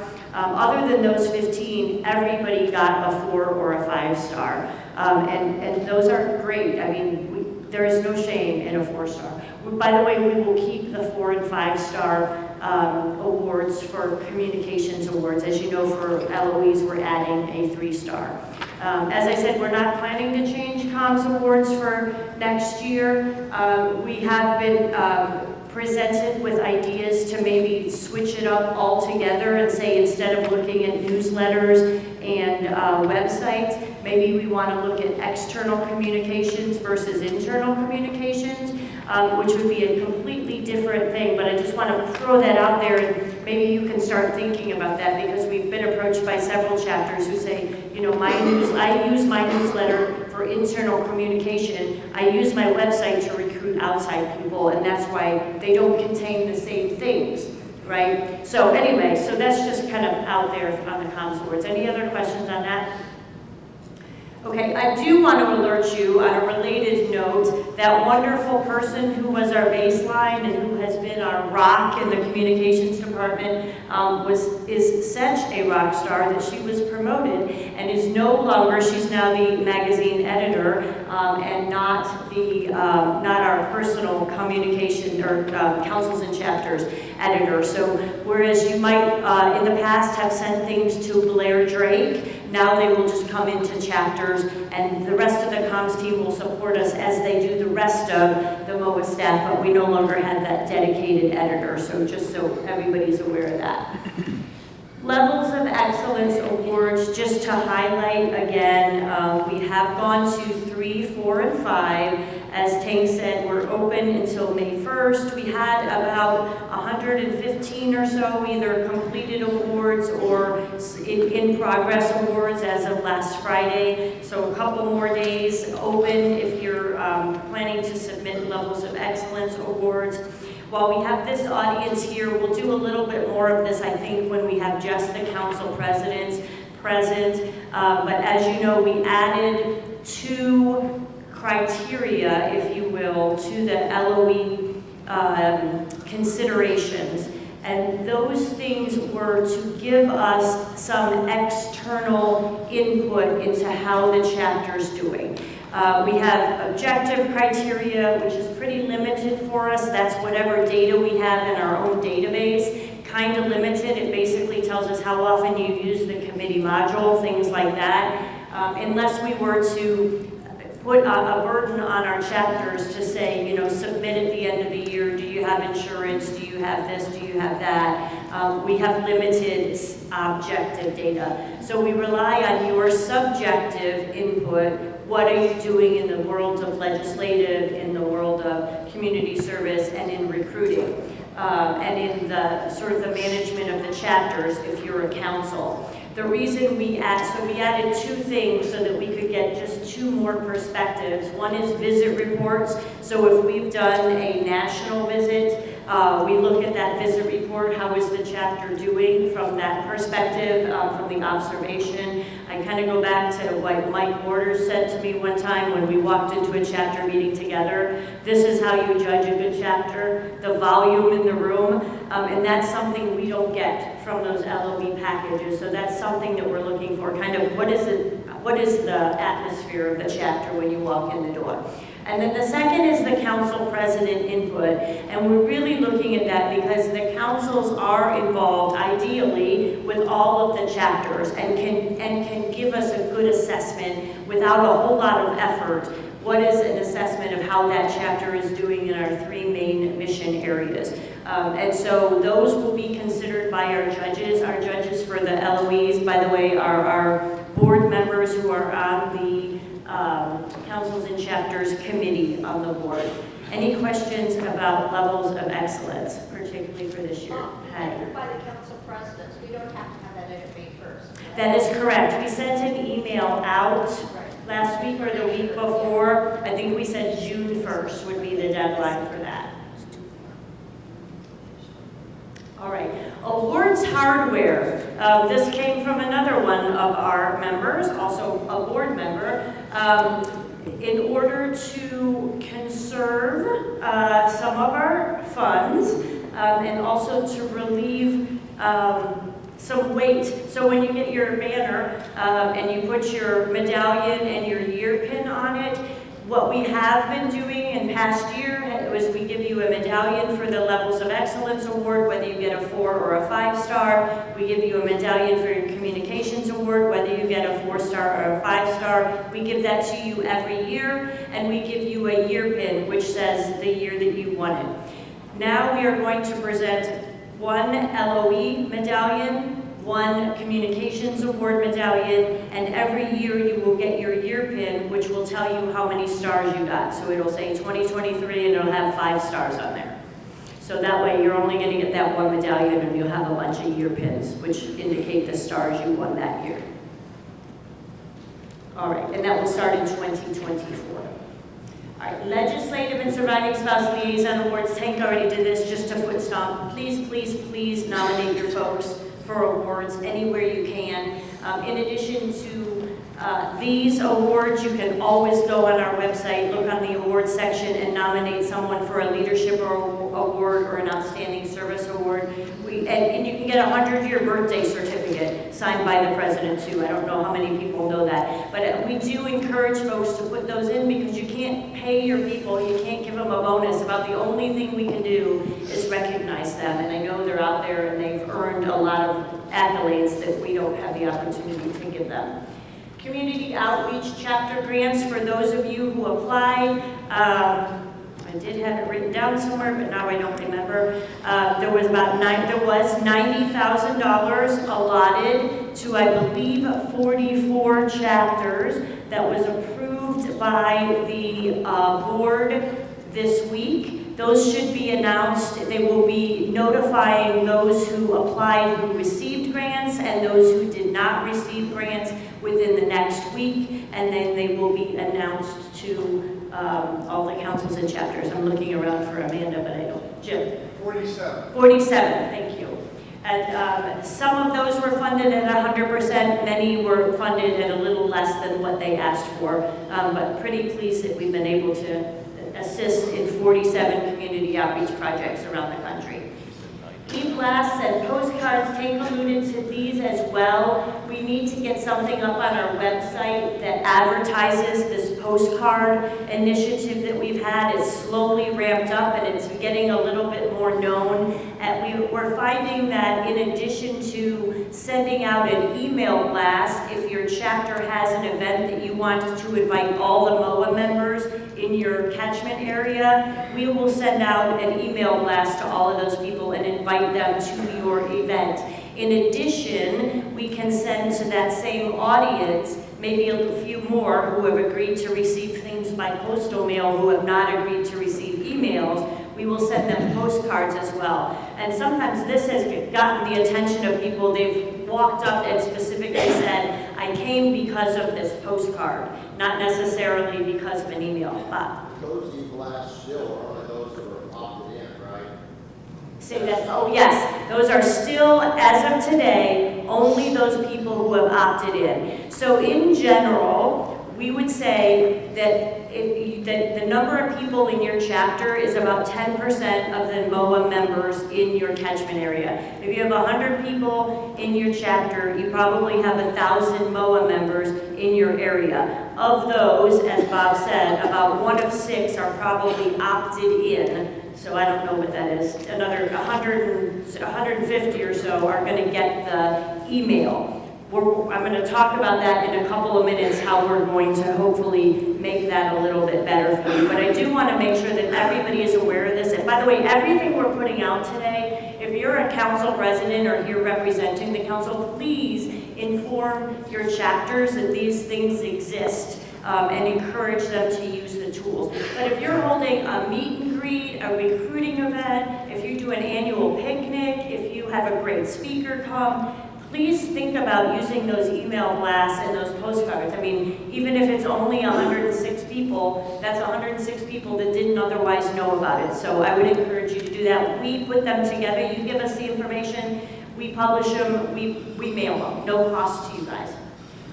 California email. So this is one that hasn't been necessarily talked about yet, but our membership and marketing team put out an email about a month ago that went to all the MOA members in the state of California, asking them, all the MOA members I should say who weren't life members, asking them to upgrade from premium to life or from basic to one of the paid membership levels.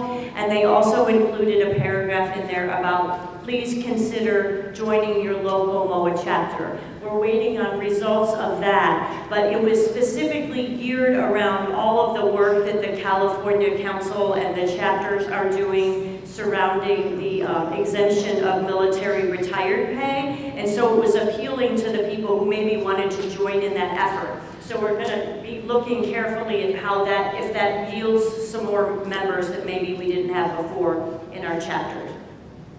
And on the Florida email, again, I really want to shout out to the Florida team who drafted this thing and said, hey, do you think you can do this? And it was designed as a letter that was to be, an email that was to be signed by the council president and the MOA president, who was very happy to do that. It went out to, because it came out from the president and not from my team, it was able to go to all the members in the state of Florida, whether or not they were opted into chapter communications. So we're waiting to see, hopefully, a big spike in people who are joining their chapters. I don't know, is there any comment from the Florida team on if you've seen that so far? Any results? Yeah, we haven't really seen the big spike yet. We did get some immediate results, a few, but Yeah, so can you hear me now? Yeah, we didn't see a real immediate spike, and I think we kind of need to temper that it's going to take some time. I mean, this is like advertising. You've got to keep blasting it out there and making sure people know that there is a viable council and chapter network out there. So we're hoping we're going to track it here over the next few months and see if we get a spike. But unless somebody comes in and tells us the reason I joined that chapter was because I got that email, we really don't know. That was Steve Bond, by the way, who wrote the email. So thank you, Steve. When was it sent out, Steve? The 5th of April. Okay, thank you. And as General Kelly mentioned, we are planning to replicate that in other states because it is, again, if it gets us 10 new members, that's 10 new members we didn't have before and it costs us 0. You got one, right? Within an hour. That person was just waiting for that email. Yay. Well, maybe it's COVID, but Terry Coles, your predecessor, sent one out from Washington State about the time COVID started. Our Washington State retirement homes for old soldiers' homes for the Washington Department of Veterans Affairs has several old soldiers' homes, so we did an appeal for them and for membership. I had one guy call me out of 9,000. And he didn't live close enough to a chapter, unfortunately, to join. But so I'm hoping that more people are more receptive now that COVID's over. Maybe it was just COVID. So good luck. Thank you for that. Yes, sir. Should I wait for a microphone? Yep, there you go. A nuance that I might mention on e-blast. You folks were kind enough to help us with a legislative e-blast for Maryland legislature. As we had some issues, we wanted to try to get through the legislature. So you folks helped us with an e-blast that went out to everybody. Well, our legislative liaison person, Lynn Nash, included in that, and oh, by the way, send me a copy of your email. So those emails came in, and what she has been doing since then is every email that comes in, she looks at it, tries to figure out if they're a member, and says, oh, by the way, I noticed you're from Baltimore. We have a chapter, and the point of contact is X. So it's a little different than a straight blast. It's a kind of a lateral blast, but it's worked pretty nicely. Thank you for that. That's good. Good best practice. 2 other comments I might make on that, what we call the Florida email. It also included multiple ways to locate the local chapter, which is great. The QR code was on there, there was a button, I think, so a couple different ways. The second comment I would make that I hope that all of you will carry back to your chapters is this. When we send these things out that say, join your local chapter, no matter where you are in the state, the chapters have to be ready to receive these members. If the person says, oh great, my local chapter is in Key West, and they try to contact the person in Key West and they get 0 response, we lose a little bit of credibility. So we're going to talk about chapter health here in a couple minutes, but we really do need to make sure that the chapters are ready. They know these things are coming, and they are quick to hop on when they get a new member. It's a new member, so we need to accommodate them. Okay. Any other questions on program updates? Great. Okay, information sharing, the moment you've all been waiting for, I think. Association Management System update. The committee module, as you know, has been what seems like infinitely on hold. It's been a couple of years since we've been expecting it to be in place. It's still not here. We are working to make sure that when the system, the Association Management System, the new member database, as the CEO refers to it, once that is in place, we want to make sure that everything is good to go, that we're not going to put a system in place until it is fully functional and we're concerned about glitches. So once that happens, we will, which will be this year, we're told, then we will get the committee, that stands up the committee module. So you can record it. We are recording this, I forgot about that. So we will then get the training out on the new committee module. The nice thing about this is, the bad thing of course is it's been delayed, but the nice thing we have taken into account as much of the feedback as you have given us about the committee module as possible and made some enhancements to the new system. Things that we have heard from you that we are able to implement are new fields.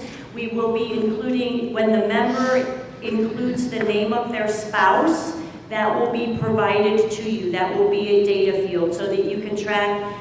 Unfortunately, if the member passes away and you need to contact the surviving spouse, you'll have that person's name.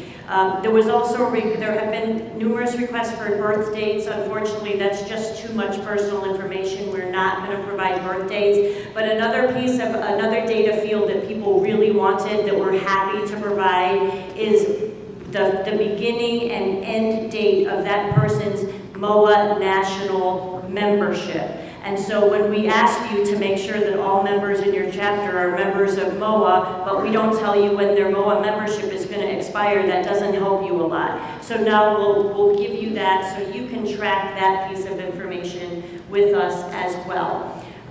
The near real-time report, which you should know is monthly and not cumulative. You know, if you don't go in there this month, you're going to miss out on the March date, the March names. For those of you who aren't familiar, just very quickly, near real-time report, the president and the membership chair have access to that in a chapter. If you need to add somebody else, let us know, we can add someone else.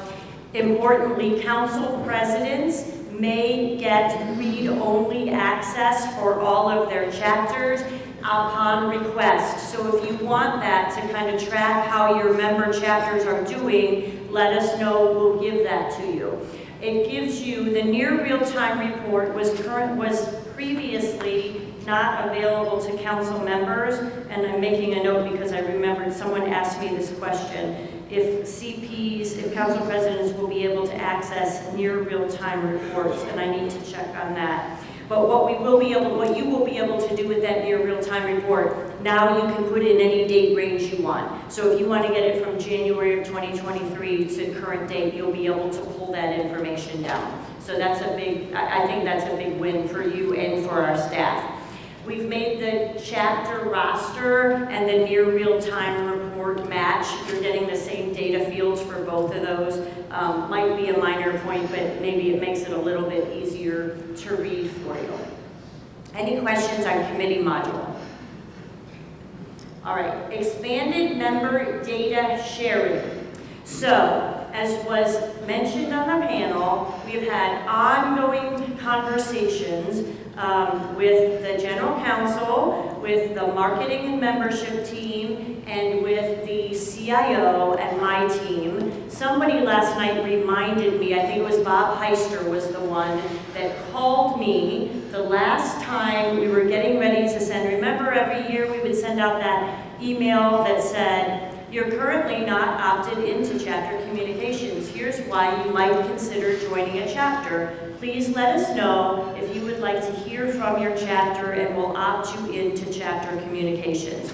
Every year, every time we did that, we got maybe 1,000 people nationwide, which is nothing to sneeze at, but you get the feeling. I was talking to Bob about this literally the day we were getting ready to send that out, and he said, my wife isn't even opted in to chapter communications. And I said, why not? And he said, because she, I don't know if you use the word lazy, I don't mean to put this on your wife, but she's basically too lazy to respond and say, I want to opt in. So how about if you ask people the opposite question? And we got permission to do that. So after the committee module is in place, when our communication, when our CIO team has a little bit more bandwidth again, we're going to send out an email to all those people who joined before October 1st, 2018. That's an important date because before October 1st, 2018, if you joined MOA, we automatically, for whatever reason, opted you out of everything until you told us you wanted to opt in. And after October 1st, my predecessor said, how about we do the opposite? And so then everybody became opted in until they opted out. So it's all those people who joined before October 1st, 2018 that we're worried about. We're going to send them an email and we're going to say, we'll review our communications protocols. We realize you probably never had the opportunity to opt into communications from your chapter. So unless you tell us otherwise, we're going to opt you in 2 weeks. So, I I'm excited about that. I hope that that will result in a big spike. All of those people who we then opt in will appear on your near real-time report within a month of that message going out. So I hope that that resolves some of that problem. We will, of course, because we have to, there'll be some restrictions and protocols with that. You know, you'll need to give those people the opportunity at the bottom of your emails. You'll have to have that little thing that says if you would like to unsubscribe or update your preferences, put it here. We obviously don't want to have people harassing our members so that they then decide they don't want to ever hear from MOA ever again. So we'll definitely put some things in there for your consideration when you send them out. And then the next thing is actually the first bullet. So that is obviously kind of commercial use. We had to look at a lot of laws in order to come up with these solutions, and the basic one that we're concerned about is the Can-Spam Act, which is all about commercial emails. Many of our councils have asked us, I would like, have requested to communicate with the MOA members in their state for non-commercial purposes, such as like, I really want to tell them what's happening with respect to legislation in our state. We want to be able to reach out to the members. One of our council presidents used to say, you know, I go to the Hill every year and I say, I represent the, 400,000 veterans in my state. And he says, I don't even know who most of those people are. So we now have permission to share MOA members in your state with the council presidents upon request. And again, there will be some restrictions with that. It has to be non-commercial. It's not recruiting, but it is all about, let's share the information that's relevant to veterans in our state. Any questions about any of that? Will you give us the criteria, what is commercial, what is not, because you just said recruiting? Yes, yeah, and we'll give you some of the best examples of what is commercial, what is not commercial. Thank you. And of course, if there's any questions ever on any of this stuff, just give us a call and we'll make sure you're good ahead of time. This is one of those things where it's much better to ask for permission than forgiveness, because if we mess this up, all MOA communications have to stop until we've jumped through a bunch of hoops to get it fixed. So we will be trusting our leaders. And this is why at this point it's just going to council leaders for those non-commercial purposes. Any questions, comments? Okay, wonderful. All right, so now let's talk about council effectiveness. I'm going to tee this up right now, and then we'll probably have a lot more in-depth conversation about it with just the council presidents in a few minutes.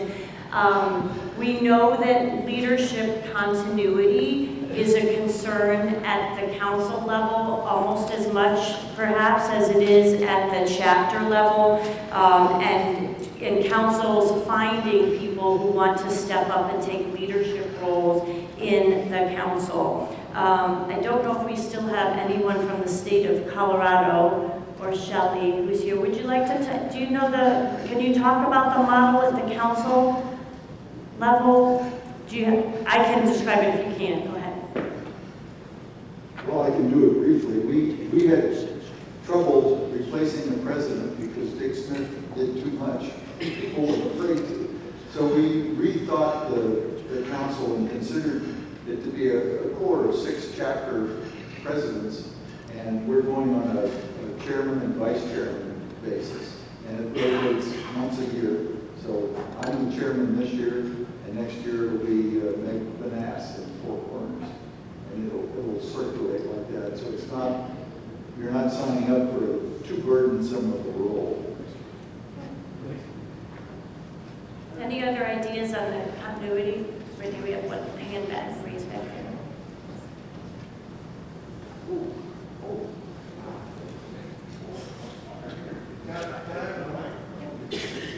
I'm very quiet. I'd like to piggyback on that if I could, and the reason is that, and we talked about the module, right? So if you do a rotating basis, then every year you have to show a new president and vice president, so you'd have to opt that in the module also then, is that correct? That's correct. That's correct. Even though they don't have, it's not an elected individual, it's an appointed individual. Okay, and you all okay with that? Yes. It's elected in a sense, in that there's a rotation of elected presidents. Right. I'm not trying to split hairs, I'm just trying to understand. So as long as you know, every chapter in council is an independent legal entity, so as long as the election or the appointment, as long as the position is in accordance with the bylaws of that affiliate, we're not going to question how that person got there. But it is to maybe highlight that, which wasn't necessarily your point, but when you do have officers changing, it's imperative that that gets updated in the committee module immediately so that you make sure that the new president is always going to receive those communications from us that we automatically send to all the presidents. Okay. I want to just hop back for 1 second because I looked down at my notes and noticed something else on the program update that I wanted to tell you about.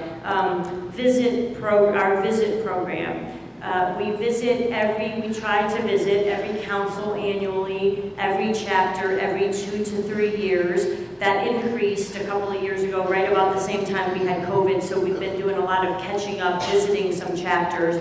We will send out emails if you're overdue for a visit, but it is up to the chapter whether or not they want us to come visit. I think those are very useful. Almost every chapter I go to, there is some resource or tool that we have in place that they haven't heard about and that they think they'll use. So we would encourage you to do that.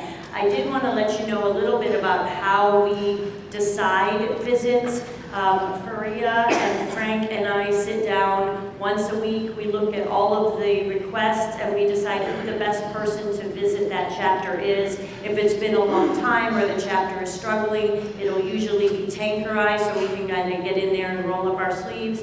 If you're doing a big anniversary, we might send the CEO or the chairman. If you want just a speaker to come talk to you about MOA, it will probably be one of our board members. But also with respect to some of the financial considerations in the next couple of years, we will be giving ourselves a little bit more discipline, which is we'll be looking at who's in your local area, if that's a possibility to send that person to you. And we will be also cutting down a little bit on the support to our workshops. So starting in 2024, instead of doing 4 live workshops a year, we're only going to do 2. We're going to split the country into 4 quadrants, and we're going to be in the West once per year, and in the East once per year, and we'll rotate between North and South, just so we can get to as many people as possible. But we are going to supplement that with 2 virtual workshops,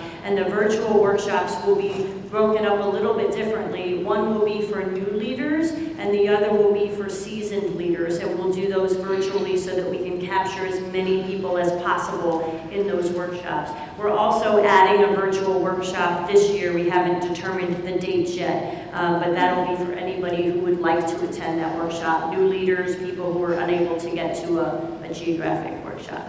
And our state workshop support, we will be providing for states who request us to come and provide speakers for maybe your conferences, your annual conferences. We're going to go to 1 VIP speaker, 1 keynote speaker, like chief of staff, like the CEO or the chairman, and 1 subject matter expert, like a legislative person or a chapter management person.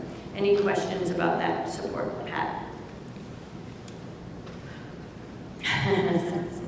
Allison, you didn't get enough exercise yesterday. So our experience with Aaron and Nick coming down to our chapters, they always let us know on the council when they're coming in. And the experience is they try and get a meeting with chapter leadership before or after. And our council representative tries to sit in on that. That's a great benefit to the council. We learn a lot about what's going on in the chapter.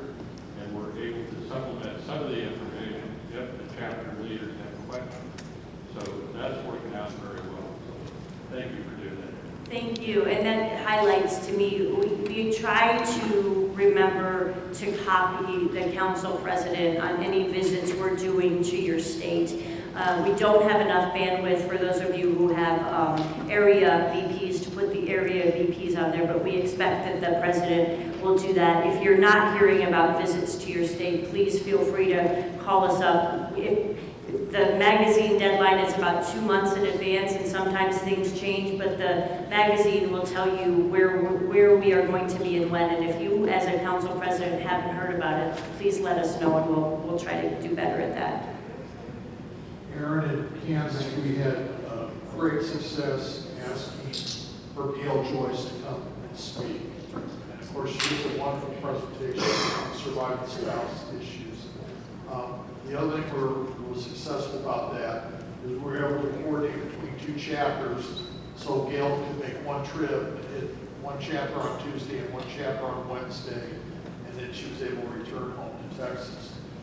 Unfortunately, fumbled that ball when Aaron last came to Kansas, and we missed getting you at our council meeting, but you did visit one of our chapters because we coordinated that too late. So the sooner you can coordinate it, the easier it is for Aaron and the other people. But if you want a surviving spouse presentation, Gail can do it, and Gail counts as an actual visitor. Yes, thank you, Mike. Those were 2 great points that I want to provide a little more information on. So surviving spouse briefs or briefs from, unless they're virtual, if you're requesting Gail to come talk to you or Dan Mary to come talk to you, we do count that as a national visit. So part of this being a little bit more disciplined with our funds, if you had one of us come, we're probably not going to send Gail Joyce the next month. You're probably going to be put off for another 2 years so that we can make sure we're only spending money on your chapter once every 2 years, unfortunately, because I know everybody probably, Tank and I might not have anything to do because I think most people would rather hear from Gail than from us.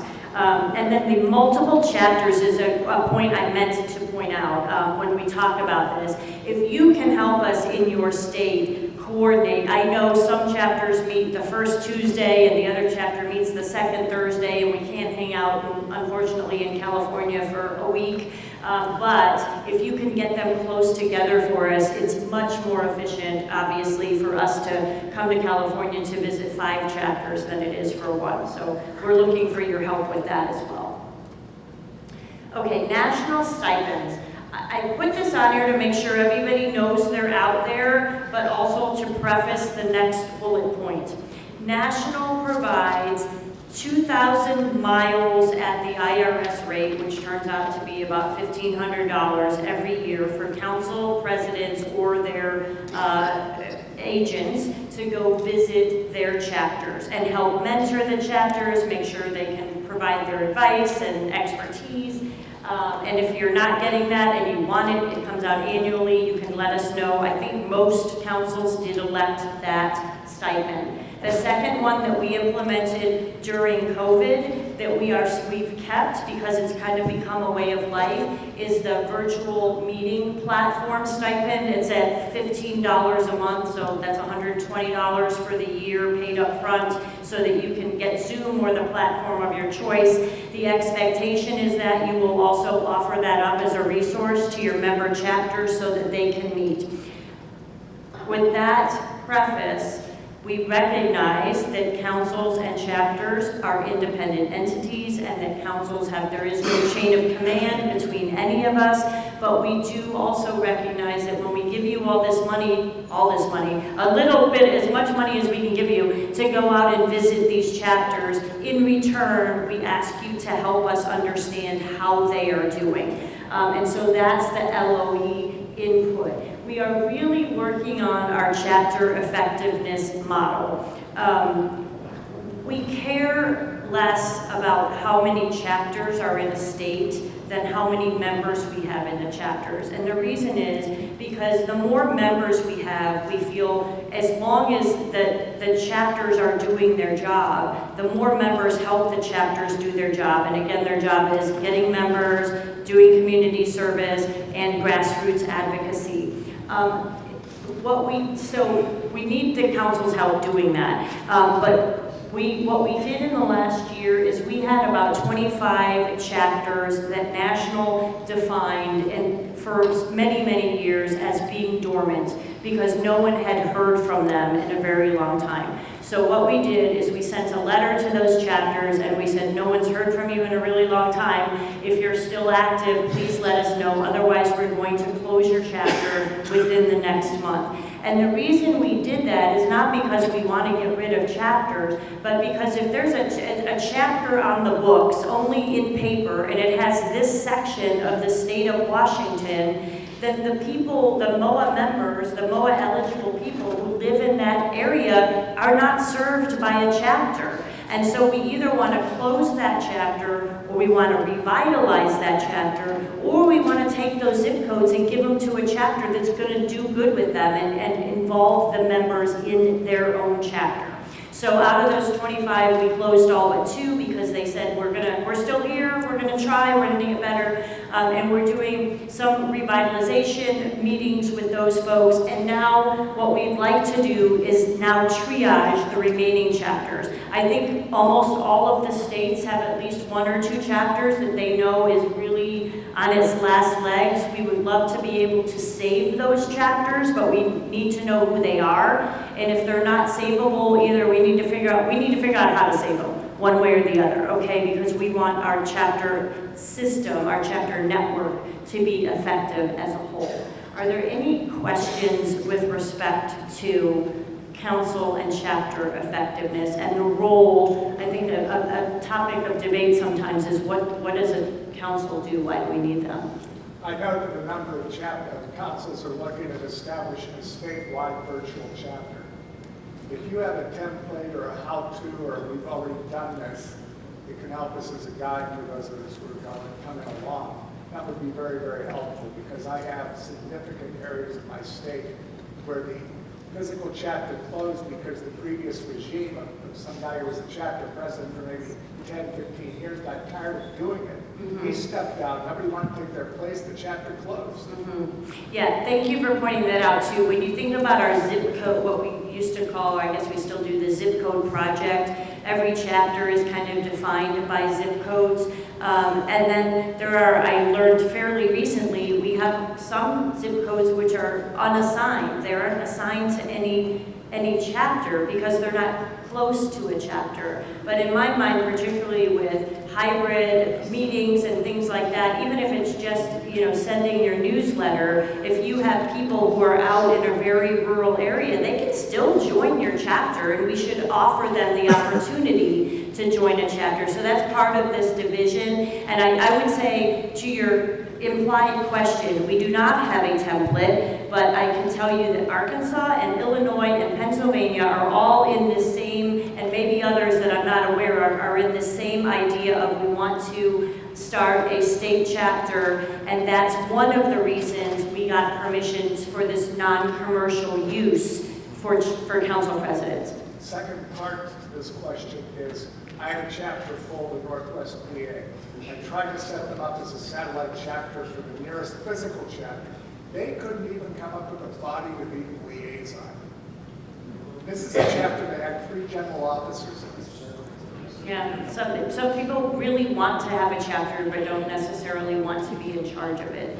That is a challenge. Something I failed to mention when we talked about the committee module, related is the chapter locator. Some of you have probably seen the very antiquated when you say find my chapter and you put in your zip code. What it returns is, if I happen to be, I'm not going to come up with a good example, but say I'm on the southern border of, my geography is terrible, South Carolina, but I'm closest. If I drove, I could get to a Georgia chapter in 2 miles, and the closest North Carolina chapter in which my zip code is encompassed might be like 50 miles up the road. That it still returns your state and your catchment area today. When we have the new member database in place, you will be able to search by radius. So you will be able to say, show me all of the chapters within a 50-mile radius, and you can choose which chapter to go to. The chapter catchment areas will still be there. That's for us to push you information so you can recruit those people, but they will be able to, the potential recruit will be able to look at and choose a chapter of their own choosing. So my question, can you hear me? Yes, ma'am. So my question was, you're doing this for the councils.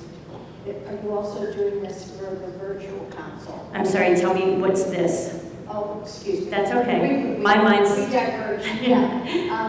You were talking about a stipend to help support a platform for a virtual meeting. Yes, and to date, we have not provided the travel stipend, but we have provided the virtual meeting stipend to the virtual chapters. They are entitled to that every year.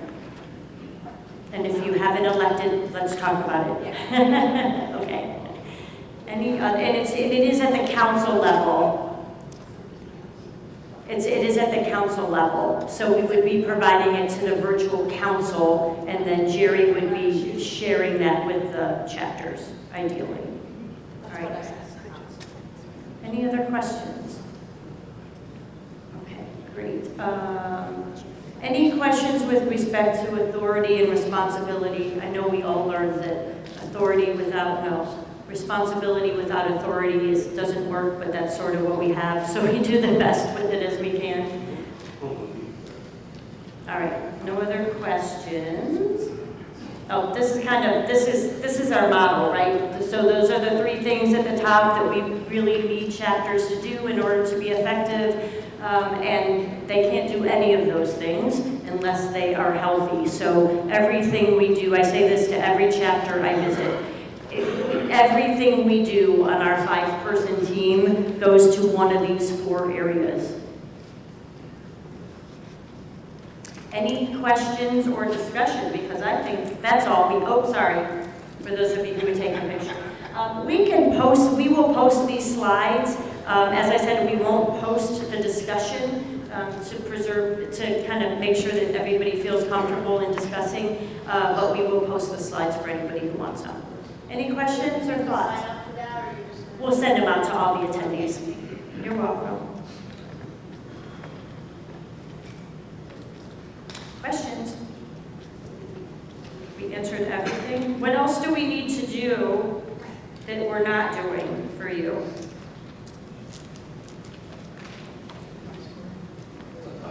More food when we go to events? I heard alcohol, but I don't think I want to delve into that. All right, folks. Well,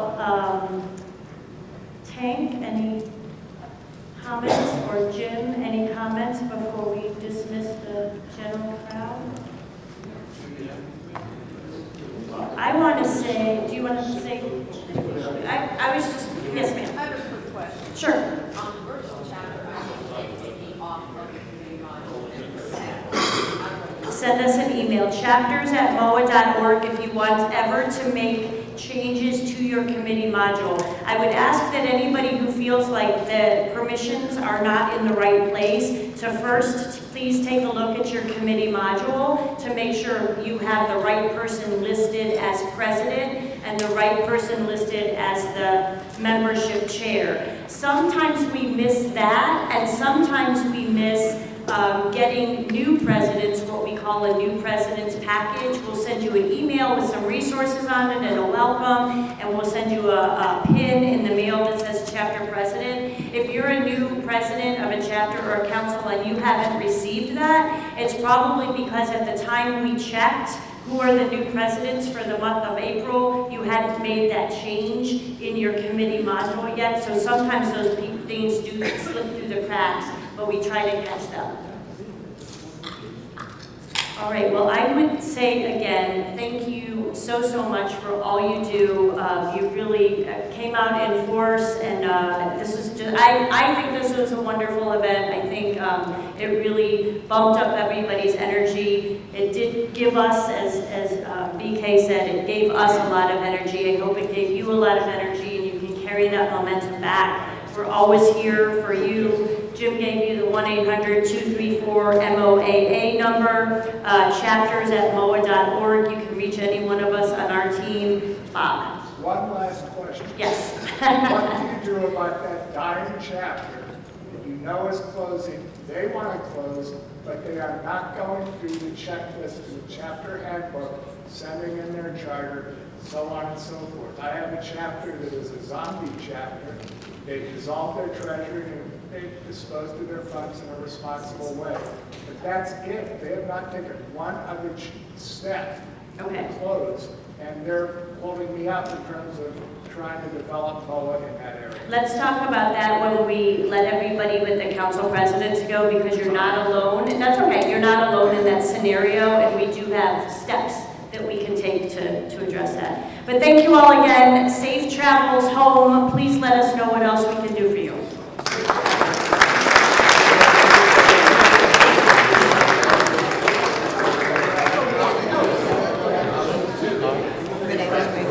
If you are staying tonight, I'm sorry, we missed something. If you're staying tonight, we have dinner vouchers at